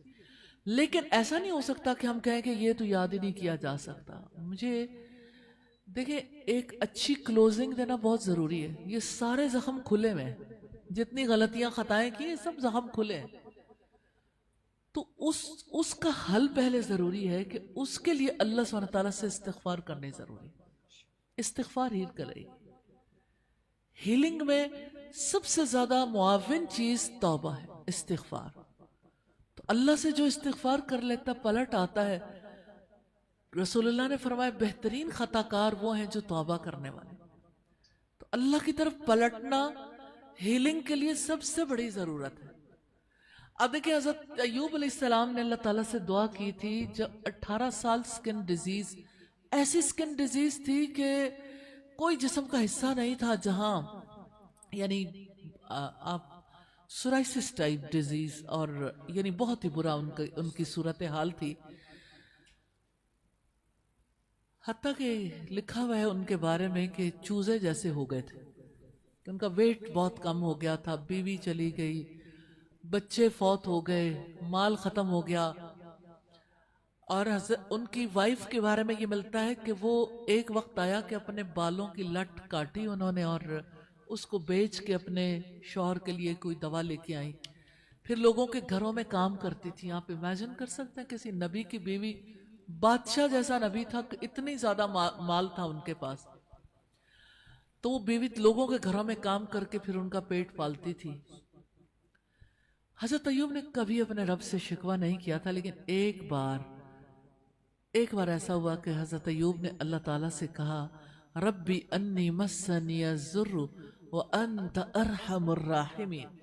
اے میرے رب مجھے تکلیف پہنچی ہے اور تو سب رحم کرنے والوں سے زیادہ رحم کرنے والا. تکلیف کیا پہنچی تھی؟ شیطان کے وسوسے، جس سے انسان پریشان ہوتا ہے کہ اچھا، کیونکہ شیطان ایسی باتیں ذہن میں ڈالتا ہے انسان کے اندر سے گھبراہٹیں اٹھتی ہیں, انگزائٹی, اس کو کنٹرول کرنا بہت زیادہ ضروری ہے. تو اس کے کنٹرول کے لیے جو دوا ہے وہ تعوذ ہے, اللہ کی پناہ مانگنا. نبی صلی اللہ علیہ وسلم نے جو دعا سکھائی, ربی اعوذ بک من ہمزات الشیاطین, قرآن میں بھی آتا ربی اعوذ بک من ہمزات الشیاطین واعوذ بک ان یحضرون, کہ اے میرے رب میں تیری پناہ چاہتا ہوں کہ شیطان میرے پاس حاضر ہو, اور میں شیطان کے وسوسوں سے تیری پناہ چاہتا ہوں. تو وسوسوں سے اللہ کی پناہ مانگنی بہت ضروری. اور اگر کسی کو اور دعا یاد نہیں, اعوذ باللہ من الشیطان الرجیم, اعوذ باللہ من الشیطان الرجیم. ریلی یہ صرف ایسی بات نہیں ہے کہ آپ نے اعوذ باللہ پڑھی تو آپ بس اعوذ باللہ, آپ اس کائنات کے بادشاہ کی پناہ میں آئے ہیں. چھوٹی بات ہے کہ اب شیلڈ جو ہے وہ آپ کون سی ہے, آپ کو بچانے والا کون ہے. یقین تو کر لیں کہ اللہ سے بڑی کوئی پناہ نہیں ہے. تو جو اس کی پناہ میں آ جائے, کیسے ہو سکتا ہے کہ وہ ہیل نہ ہو. اور جہاں تک ہیلنگ کا تعلق ہے, تیسری چیز قرآن حکیم میں آتا ہے وَنُنَزِّلُ مِنَ الْقُرْآنِ, ہم نے قرآن کے سلسلہ تنزیل میں جو کچھ نازل کیا ہے وہ لوگوں کے لیے شفا ہے. اور چوتھی چیز ہے جس کے بارے میں قرآن کہتا ہے فِيهِ شِفَاءٌ لِلنَّاسِ, کہ اس میں لوگوں کے لیے شفا ہے شہد.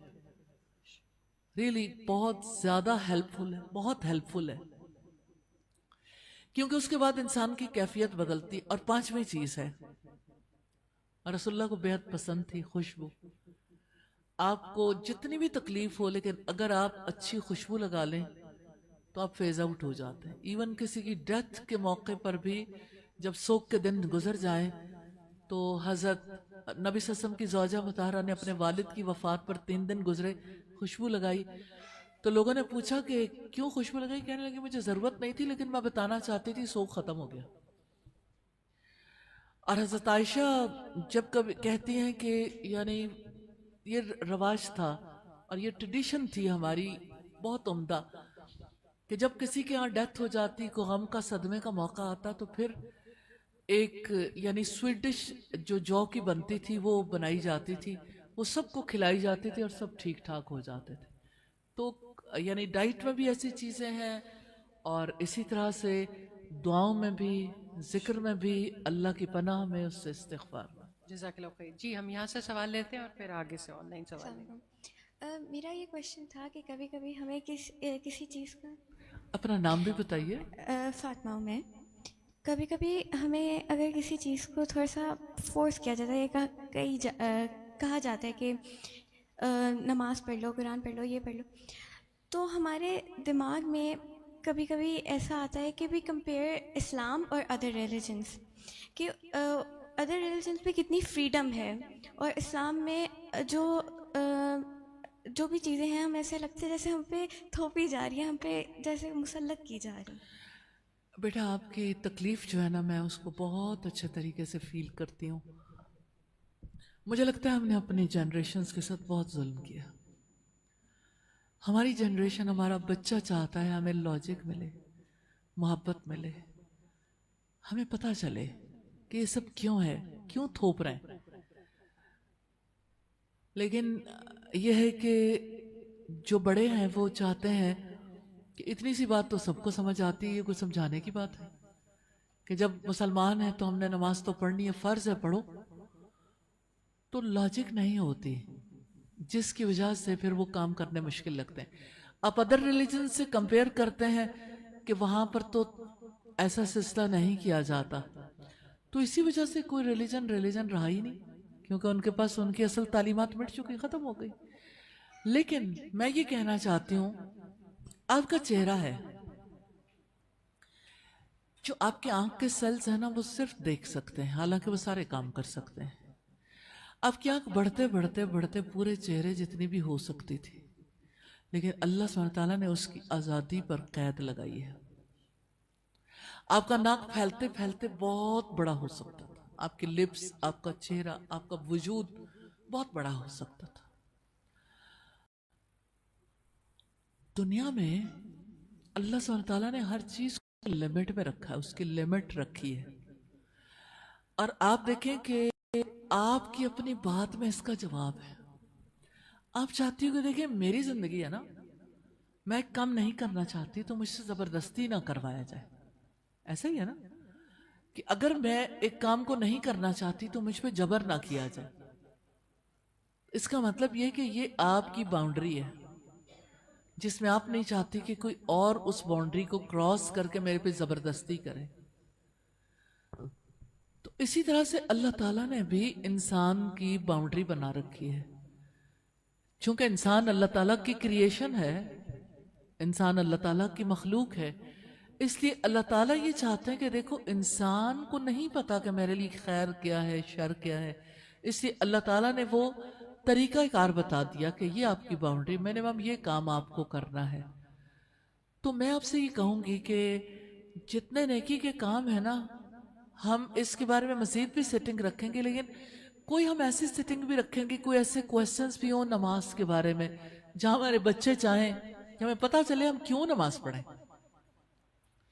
اور بغیر کسی وجہ کے تو نہیں یعنی ایکسیپٹنس آتی. تو اس کا نالج چاہیے ہوتا ہے, لاجک چاہیے ہوتی ہے. تو اس کے اوپر ہم بات کریں گے انشاءاللہ, تو آپ کا دل خود بخود اندر سے چاہے گا کہ ایسا ہو جائے. بٹ اگر ہمیں پتہ بھی ہوتا ہے کبھی کبھی کہ نماز کے کیا فائدے ہیں, اس سے کیا, بٹ پھر بھی ہم لوگ کبھی تو ایسا آتا ہے کہ ان کا تو ایسا نہیں ہے کہ 5 وقت, انہیں ریسٹرکشن ایسا کہ انہیں 5 وقت پڑھنا پڑتا ہے اور ہمیں نہیں, مطلب انہیں نہیں اور ہمیں. اچھا ٹھیک ہے, یعنی میں اسی وقت بتاؤں کہ 5 وقت ہم کیوں پڑھتے ہیں.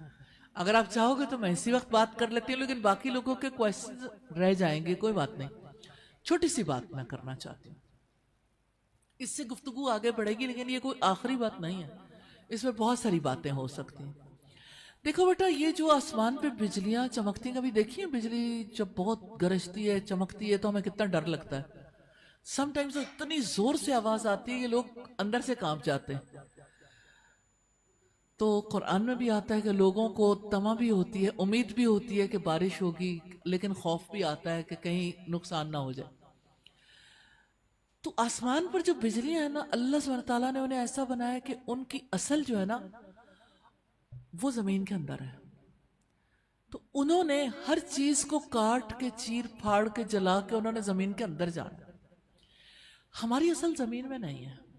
کین یو امیجن, ہم مٹی سے بنے ہوئے انسان ہیں, لیکن ہمارے اندر کی روح, اس کے بارے میں اللہ سبحانہ تعالیٰ نے بتایا وَنَفَخْتُ فِيهِ مِن رُوحِي, میں نے انسان میں اپنی روح پھونکی ہے.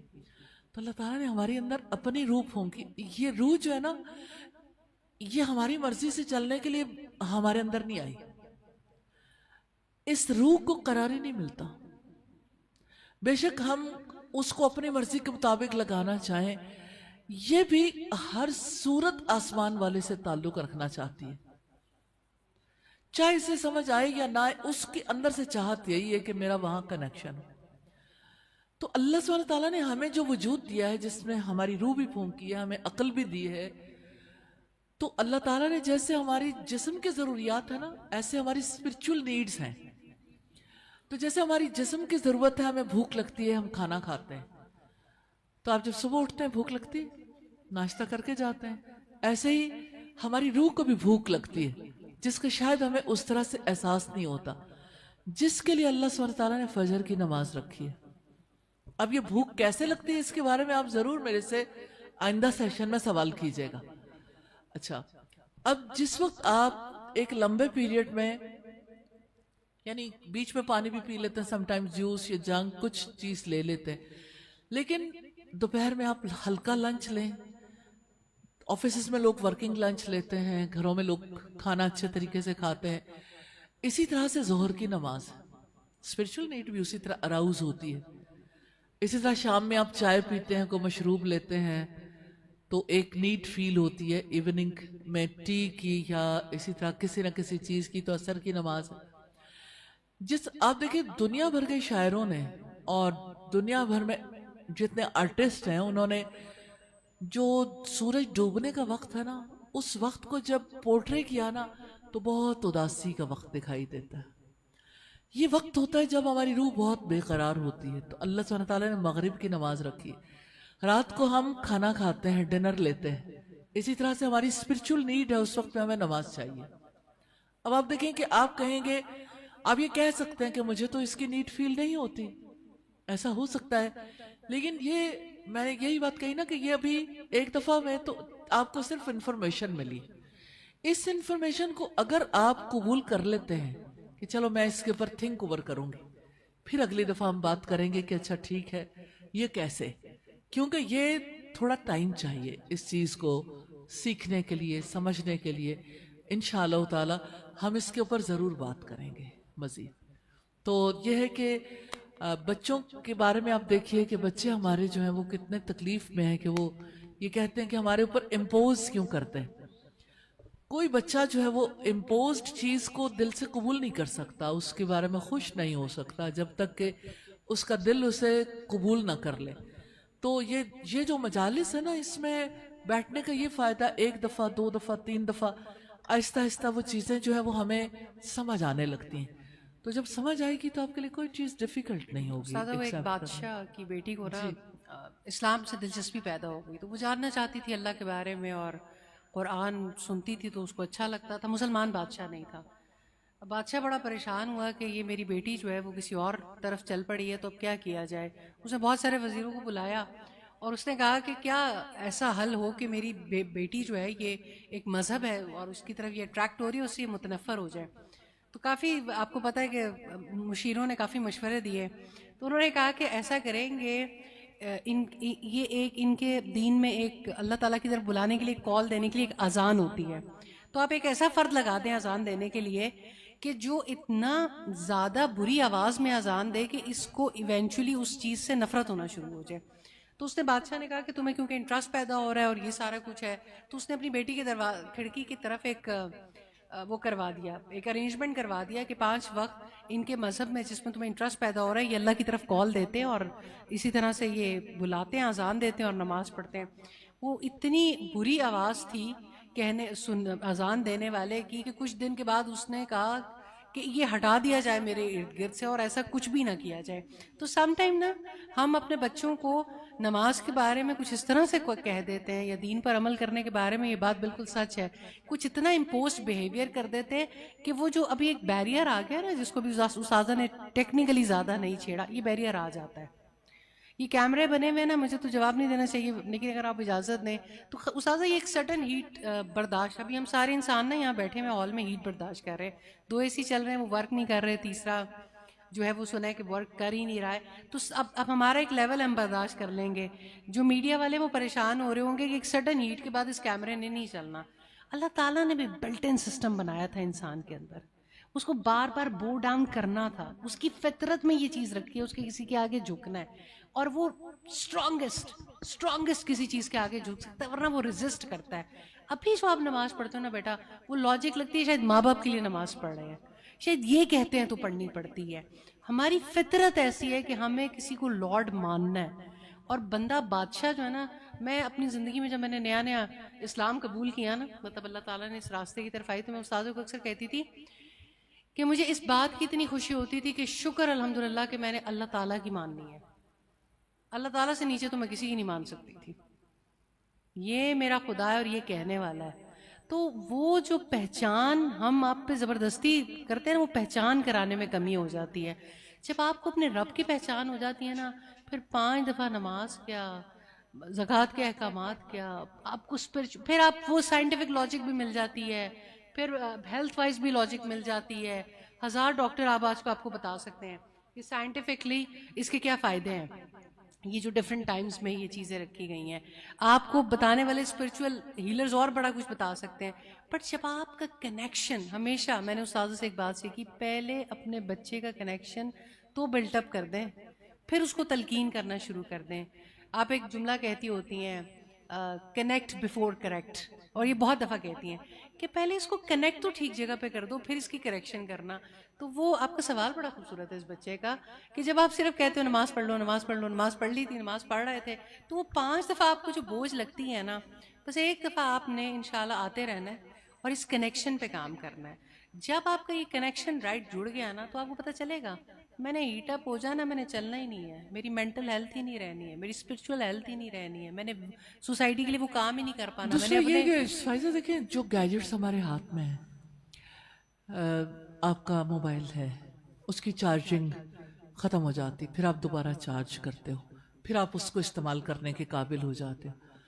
اسی طرح سے ہماری چارجنگ جو ہے نا اس کی بھی ضرورت ہوتی, جس کی نیڈ شاید ہمیں بظاہر فیل نہیں ہو رہی ہوتی, لیکن اللہ تعالیٰ سے جب انسان کنیکٹ ہوتا ہے نا اس کے لیے کوئی بات مشکل نہیں رہتی. ابھی جب اس سے فائزہ بات کر رہی تھی کہ جب ہمیں سپر پاور ہے نا, ڈیوائن پاور ہے, تو ڈیوائن پاور سے ہمارا کنیکشن جڑتا ہے, پھر ہمیں کسی کی بات یعنی پھر ہمیں کسی اور طرف سے کوئی امپوزڈ چیز ہو یا نہ ہو, پھر ہمارا براہ راست ایک لنک ہے نا, تعلق ہے. تو انشاءاللہ تعالیٰ یہ کنیکشن جڑے گا, تو جب جڑے گا تو پھر آپ کے لیے ڈیفیکلٹی نہیں رہ جائے گی انشاءاللہ. جزاک اللہ خیر, بہت شکریہ. جی نیکسٹ کوشچن. آپ کیا پڑھتے ہو بیٹا, کیا پڑھتے ہو؟ جی گریڈ 7 میں. کہاں پڑھتے ہو؟ ایل جی ایس میں. السلام علیکم استاذہ, مائی نیم از خدیجہ مظہر. میرا کوشچن یہ ہے کہ آج کل ہر انسان, میں اپنی بات بھی کروں گی کہ ہم اپنے آپ کو بہتر مسلمان کہتے ہیں, نمازیں پڑھتے ہیں, روزے رکھتے ہیں, سب کچھ, ہم اپنے آپ کو مومن کہتے ہیں. میرا دل یہ کوشچن کرتا ہے کہ what are the major qualities, signs, reflections جسے ہم یہ کہہ سکیں کہ آپ ایک جینون مومن ہیں. ہم مومن کیسے ہو سکتے ہیں؟ ہم اللہ تعالیٰ کو ہم یہ کیسے کہہ سکتے ہیں کہ ہم اللہ تعالیٰ کے نیک بندے ہیں اور ہم لوگ مومن ہیں؟ کیا ہمارا ایمان اتنا مضبوط ہے کہ ہم یہ کہہ سکیں کہ ہم لوگ صرف الفاظوں سے ہی نہیں ہیں, ہمارے ایکشنز بھی ایسے ہیں جو نظر آتے ہیں کہ ہم لوگ مومن ہیں؟ نبی صلی اللہ علیہ وسلم نے ایک بار کسی صحابی کی لونڈی تھی, تو اس سے پوچھا اللہ تعالیٰ کہاں ہے؟ تو اس نے کہا آسمانوں میں ہے. اس نے پوچھا کہ میں کون ہوں؟ تو اس نے بتایا کہ آپ اللہ کے رسول ہیں. تو آپ نے فرمایا یہ مومنہ ہے, اس کو آزاد کر دو. تو پھر انہوں نے آزاد کر دیا. تو آپ نے ایمان کی نشانی پوچھی, تو میں نے اس کی پہلی چیز یہ بتائی. دوسری بات یہ کہ جہاں تک ایک کامنلی ایک عام ایمان کا تعلق ہے وہ تو ٹھیک ہے, لیکن نبی صلی اللہ علیہ وسلم نے فرمایا ذاق طعم الایمان, اس نے ایمان کا مزہ چکھ لیا.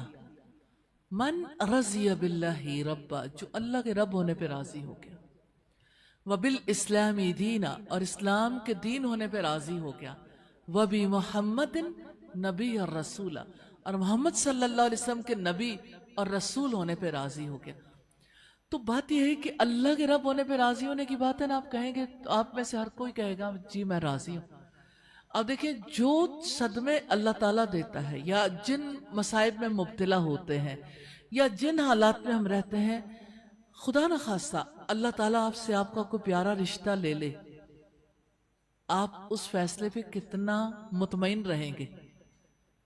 دنیا میں ایسا تو نہیں ہوا کہ لوگوں کے پاس ہمیشہ ان کے رشتے رہے ہوں, لیکن آپ دیکھیں ام سلیم کے بیٹے کی ڈیتھ ہوئی تھی اور ان کے شوہر تجارت کے لیے گئے ہوئے تھے. جب وہ واپس آئے پوچھا بیٹے کا کیا حال ہے, کیونکہ بیٹا بیمار تھا. کہنے لگی اب بہت اچھا ہے. بتایا ہی نہیں کہ بیٹا فوت ہو گیا.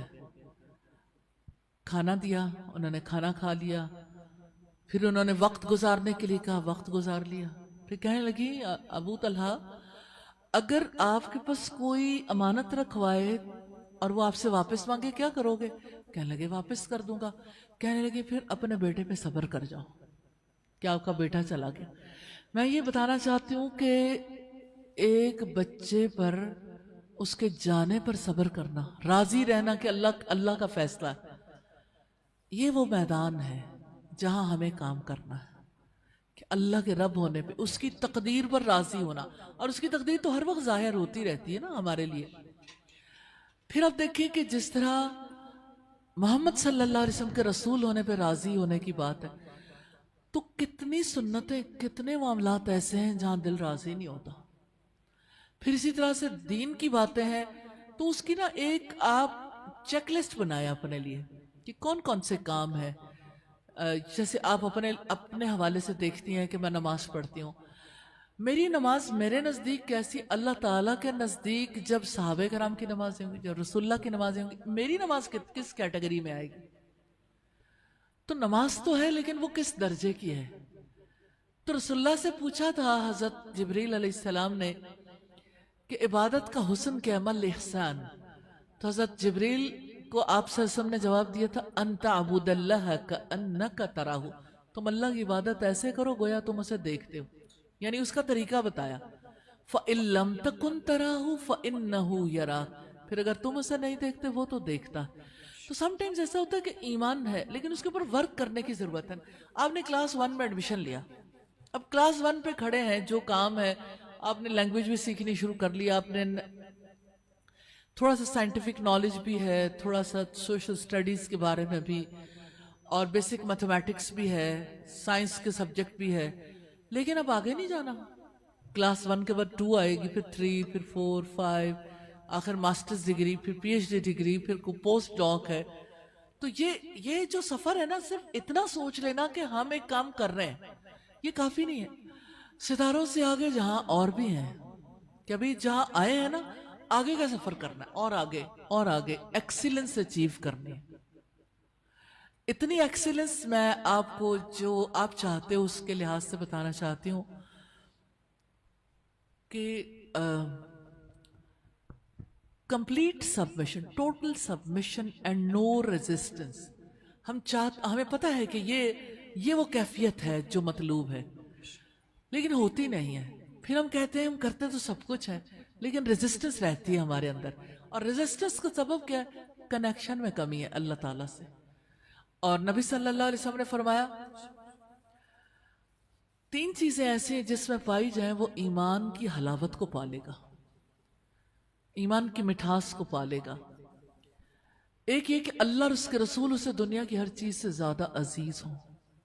دوسرے یہ کہ اسے کفر کی طرف پلٹ جانا اتنا زیادہ برا لگے جیسے آگ میں کود جانا. تو یہ یعنی ایمان کی نشانیاں ہیں نا، پتہ لگتا ہے کہ انسان کے لیے ایمان کا درجہ کیا ہے اس کے دل میں. تو یہ ہر فرد خود زیادہ اچھا جج کر سکتا ہے. الحمدللہ. جی جزاک اللہ خیر. جی نیکسٹ کوشچن. السلام علیکم. جی میرا نام ہیرا عرفان ہے. میرا یہ کویشچن ہے کہ ریسنٹلی میں نے ابھی جوائن کیا ہوا ہے کہ اللہ تعالیٰ کو پہچاننے کے لیے I think this is the first step towards making my connection to Allah. تو اس میں یہ ہے کہ میں اللہ تعالیٰ کی پہچان سیکھ رہی ہوں. اس میں ایک نام ہے اللہ کا الخالق، جس طرح کل سے ریلیٹڈ آپ کی بات ہوئی ہے. تو وہاں پہ تو ہمیں یہ بتایا جاتا ہے کہ دیر is no flaw in his creation, but at the same time ہم دیکھتے ہیں there are people who are born with deformities اور مینٹل ڈسیبلٹیز. تو وہ کیا پھر ہمارے گناہوں کی وہ ہمیں ایک طرح سے آتا ہے ہمارے آگے، یا یہ کیا کہنا چاہیے اس کو؟ دیکھیں کسی کے اندر ڈسیبلٹی ہے نا، تو ڈسیبلٹی جو ہے وہ اللہ کی تقدیر ہے. اللہ تعالیٰ نے جہاں کہیں نقص رکھا ہے نا وہ ہمارے امتحان کے لیے رکھا ہے. یہ معاملہ امتحان کا ٹیسٹ، کہ اس موقع پر کسی کا ریاکشن کیا ہوتا ہے، اور اس کے اوپر اللہ تعالیٰ اجر دیتے ہیں. جب کوئی صبر کرتا ہے تو اللہ تعالیٰ کی طرف سے اجر ہوتا ہے، اس کے درجات بلند ہوتے ہیں، اور اگر صبر نہیں کرتا تو امتحان میں فیل ہو گیا. یہ امتحان کسی کا بھی ہو سکتا ہے، یعنی یہ ضروری نہیں کہ کسی ایک پہ آیا، لیکن انسان کے دل میں شیطان کہتا ہے آخر تم ہی کیوں، آخر یہ کسی اور کے لیے کیوں نہیں. وہ اللہ کا فیصلہ ہے. یہی تو تقدیر ہے جس میں راضی ہونے کا پتہ چلتا ہے انسان کو، کہ ایمان کی مٹھاس تو اسی کو ملتی ہے نا جو اللہ کے رب ہونے پہ اس کے یعنی تقدیری فیصلوں پر انسان راضی ہو جائے. تو یہ تقدیر کے فیصلے ہیں.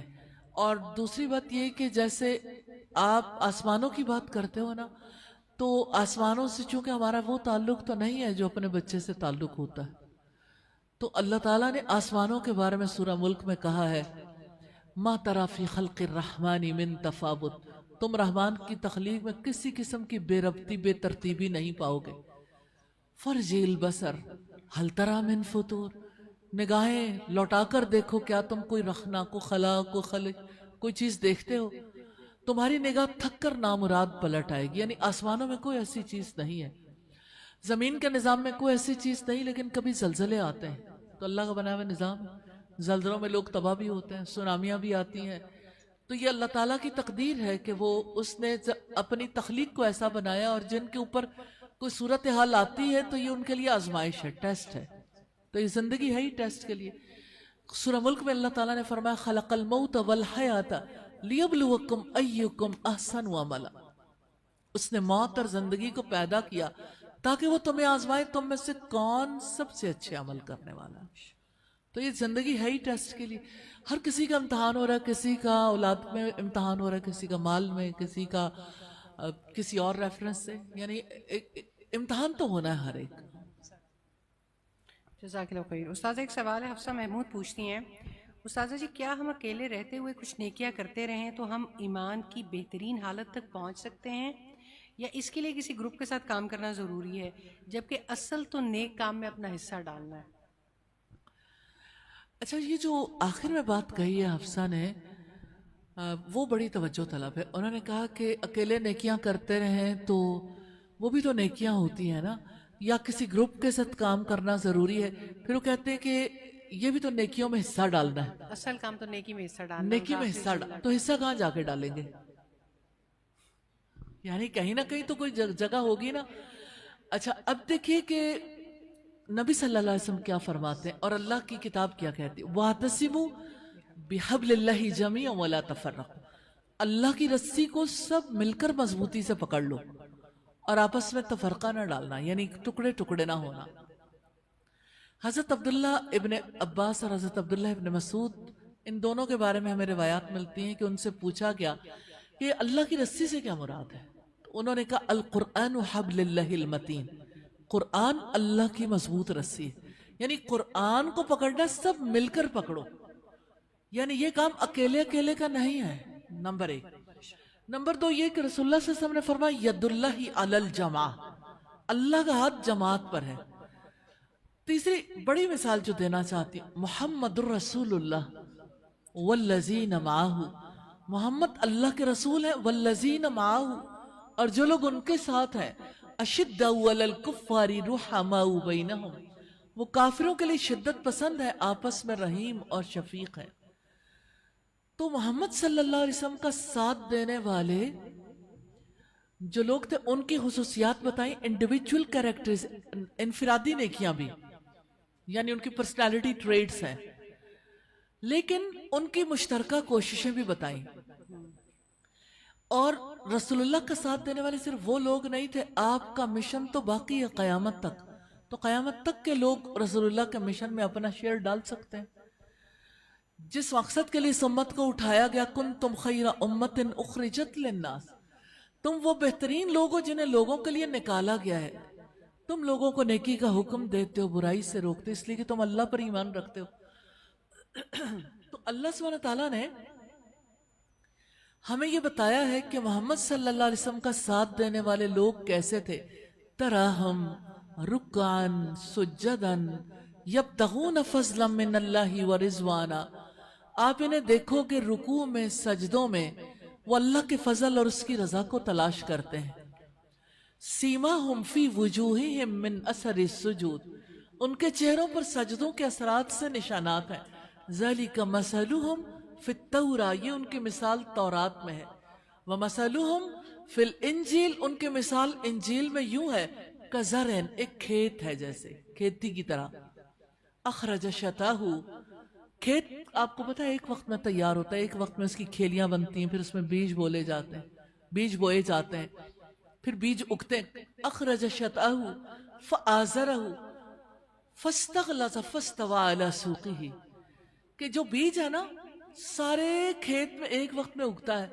چھوٹی سی کمپل, چھوٹی سی جڑ زمین کے اندر جاتی ہے, پھر وہ یعنی چھوٹا سا پودا جو بڑا ہوتا ہے, حتیٰ کہ وہ مضبوط تنا بن جاتا ہے. کاشت کرنے والوں کو وہ خوش کرتی ہے تاکہ کافر ان کو دیکھنے سے جلیں.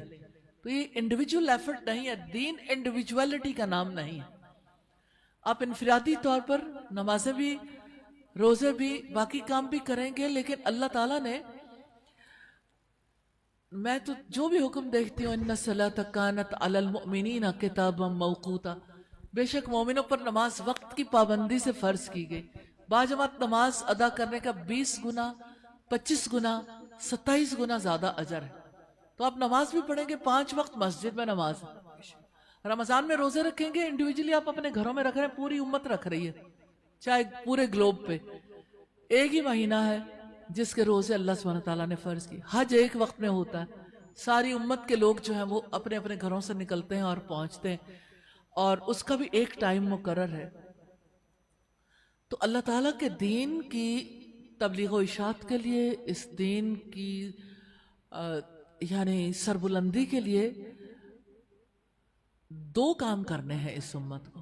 ایک تو تبلیغ اور تعلیم کا کام, دعوت دین کا کام, اور دوسرا جہاد فی سبیل اللہ.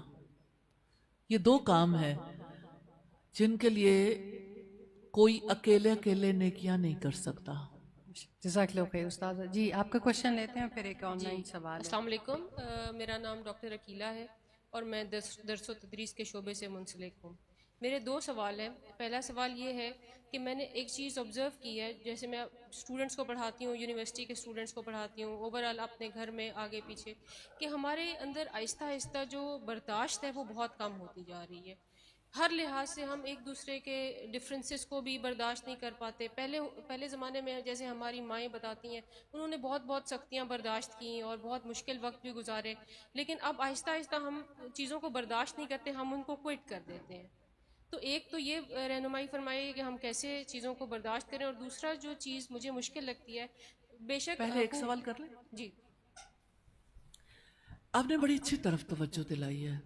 پیشنس کی کمی یہ پوری امت کا مسئلہ ہے, لیکن خاص طور پر اس ایریا کے لوگوں میں زیادہ مسئلہ ہے. اور اگر آپ ہر ایریا کے لحاظ سے بات کریں تو یہاں اس ایریا کا زیادہ مسئلہ ہے کہ کسی سگنل پہ بھی آپ کھڑے ہیں تو لوگوں کے اندر برداشت نہیں ہے کہ ایک لمحے میں تاخیر ہوئی بس طوفان آ جاتا ہے.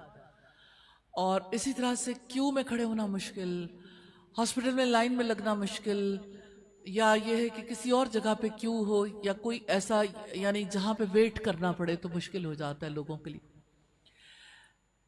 عدم برداشت پر ایک کام تو وہ ہے جو گورنمنٹ بھی کر رہی ہے, اور مختلف ادارے کے اس کے اوپر لیکچرز, سیمینارز, بہت ساری ایسی چیزیں جس کے پبلک اویئرنیس کے لیے یونیورسٹیز میں ایسے سستے جو ہیں وہ کیے جا رہے ہیں کہ شاید اس طرح سے کوئی نہ کوئی حل نکلے.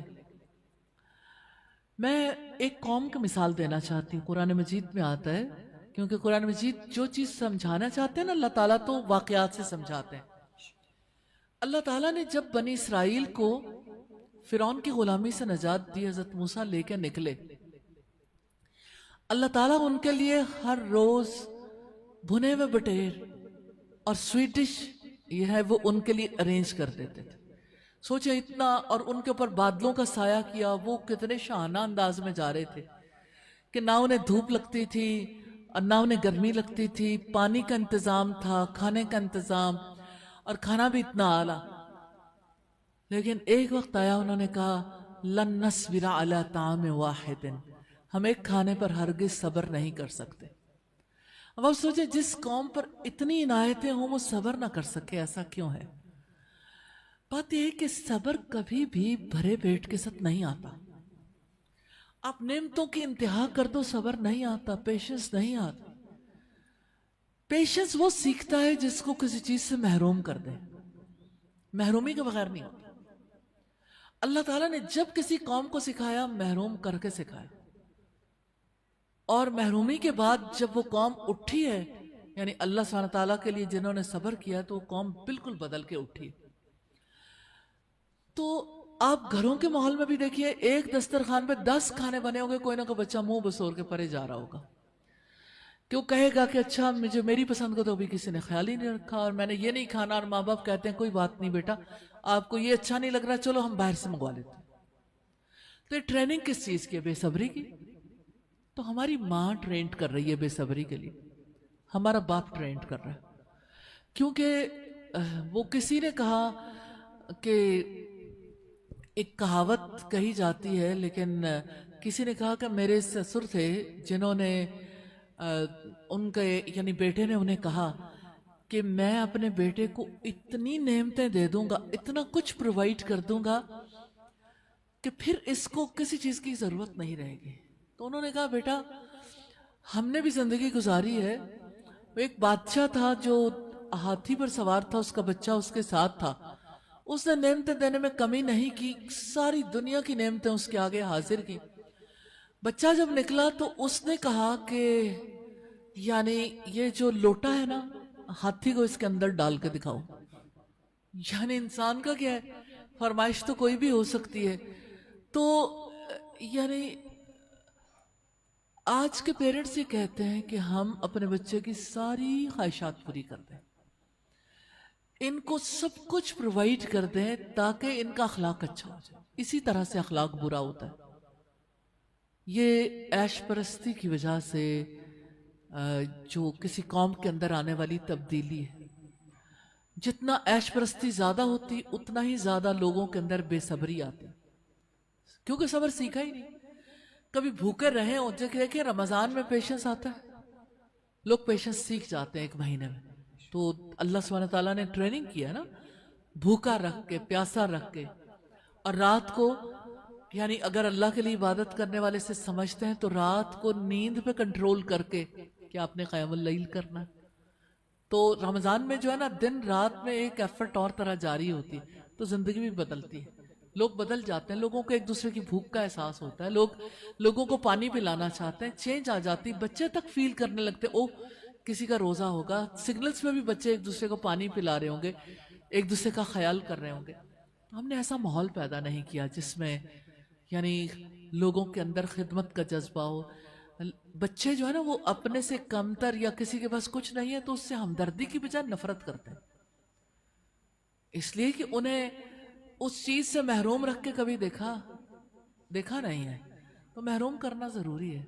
تو اس کے لیے انڈیویجول ایفرٹس بھی ہیں، لیکن سوسائٹی میں ایسے گروپس بننے چاہیے بچوں کے، چھوٹی ایج کے بھی، بڑے بھی. جیسے آپس میں نیبرہڈ میں ایسے لوگ ہوں جہاں مل کے کچھ ایکٹیویٹیز کریں تو چینج آنی شروع ہو جاتی ہے. الحمدللہ. جی بہت شکریہ. دوسرا سوال میرا یہ ہے کہ جیسے آپ نے پہلے بھی ذکر کیا کہ زندگی میں اتار چڑھاؤ آتے ہیں، کبھی آپ کو بہت اچھا وقت آتا ہے، کبھی آپ پہ کوئی ناکامی آپ کو فیس کرنی پڑتی ہے. تو جب اگر کسی ٹائم پہ کوئی شخص تھوڑا سیٹ بیک فیس کر رہا ہو تو اس ٹائم پہ وہ سیلف ڈاؤٹ سے کیسے بچ سکتا ہے کہ وہ سیلف ڈاؤٹ کا شکار نہ ہو، یا وہ اپنے آپ کو سرپلس فیل نہ کرے، یا وہ ایسا فیل نہ کرے کہ اس کی زندگی میں جو ہے نا مطلب اس دنیا میں اس کی کوئی اہمیت نہیں ہے. 2 چیزیں جی. اور وہ کیسے سیلف سیٹسفیکشن کی طرف جا سکتا ہے؟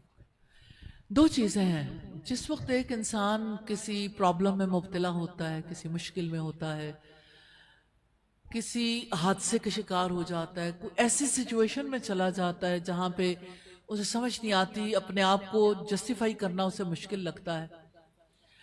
آپ نے کہا کہ لوگ سیلف ڈاؤٹ میں چلے جاتے ہیں. قرآن ہمیں یہ بتاتا ہے وَإِمَّا يَنزَغَنَّكَ مِنَ الشَّيْطَانِ نَزْغٌ فَاسْتَعِذْ بِاللَّهِ. اگر تمہیں شیطان کی جانب سے کوئی اکساہٹ محسوس ہو، اللہ کی پناہ مانگو. وہ سیلف ڈاؤٹ نہیں ہوتا، وہ امپورٹڈ ڈاؤٹ ہے، شیطان کی طرف سے آتا ہے. اس لیے اللہ کی پناہ مانگنی ضروری ہے. اللہ سبحانہ تعالیٰ کی پناہ مانگیں گے تو اللہ تعالیٰ کی رحمت ہوگی. اب یہ ہے کہ جب ڈاؤٹ آتا ہے تو کیا کریں؟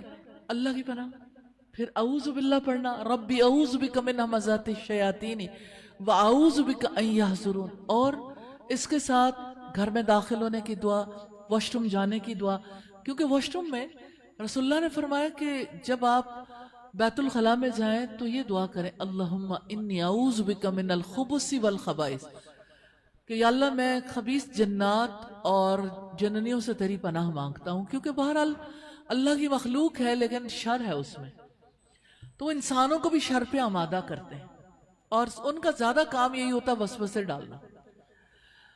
قرآن ہمیں یہ کہتا ہے کہ شیطان کے وسوسے کی پیروی نہ کرو، وَلَا تَتَّبِعُوا خُطُوَاتِ الشَّيْطَانِ، کہ شیطان کے قدموں کی پیروی نہ کرو. تو شیطان کے قدم کون سے ہیں؟ یہ وسوسے، ریپیٹڈلی آنے والے خیال، یہی خیال ڈاؤٹ بن جاتے ہیں. تو یہ جو ڈاؤٹس پیدا ہو گئے نا، اب اس سے نکلیں کیسے؟ یعنی ڈاؤٹ سے، شک سے یقین تک کا سفر کیسے کریں؟ شک کیسے نکلے؟ دیکھیں رات کتنی تاریک ہو، سورج نکلتا ہے تو ساری جو اس کی تاریکی ہے وہ دور ہو جاتی. تو العلم نور، علم روشنی ہے. تو اللہ سبحانہ تعالیٰ کے بارے میں جاننا، اس کو پہچاننا، اس کی ذات کے ساتھ ایک کنیکشن جوڑنا، اس کی کتاب کو پڑھنا، یہ وہ چیزیں جو انسان کے دل کے اندر کی تاریکی کو دور کرتے ہیں، ڈاؤٹس دور ہو جاتے ہیں۔ قرآن ہمیں یہ کہتا ہے ذالک الکتاب لا ریب فیہ ھدی للمتقین، یہ کتاب ہے جس میں کوئی ڈاؤٹ نہیں، یہ متقیوں کے لیے ہدایت ہے۔ تو جو ڈاؤٹ فری بک ہے اس کو پڑھیں تو ڈاؤٹس دور ہو جائیں گے انشاءاللہ۔ جزاک اللہ خیر استاذہ۔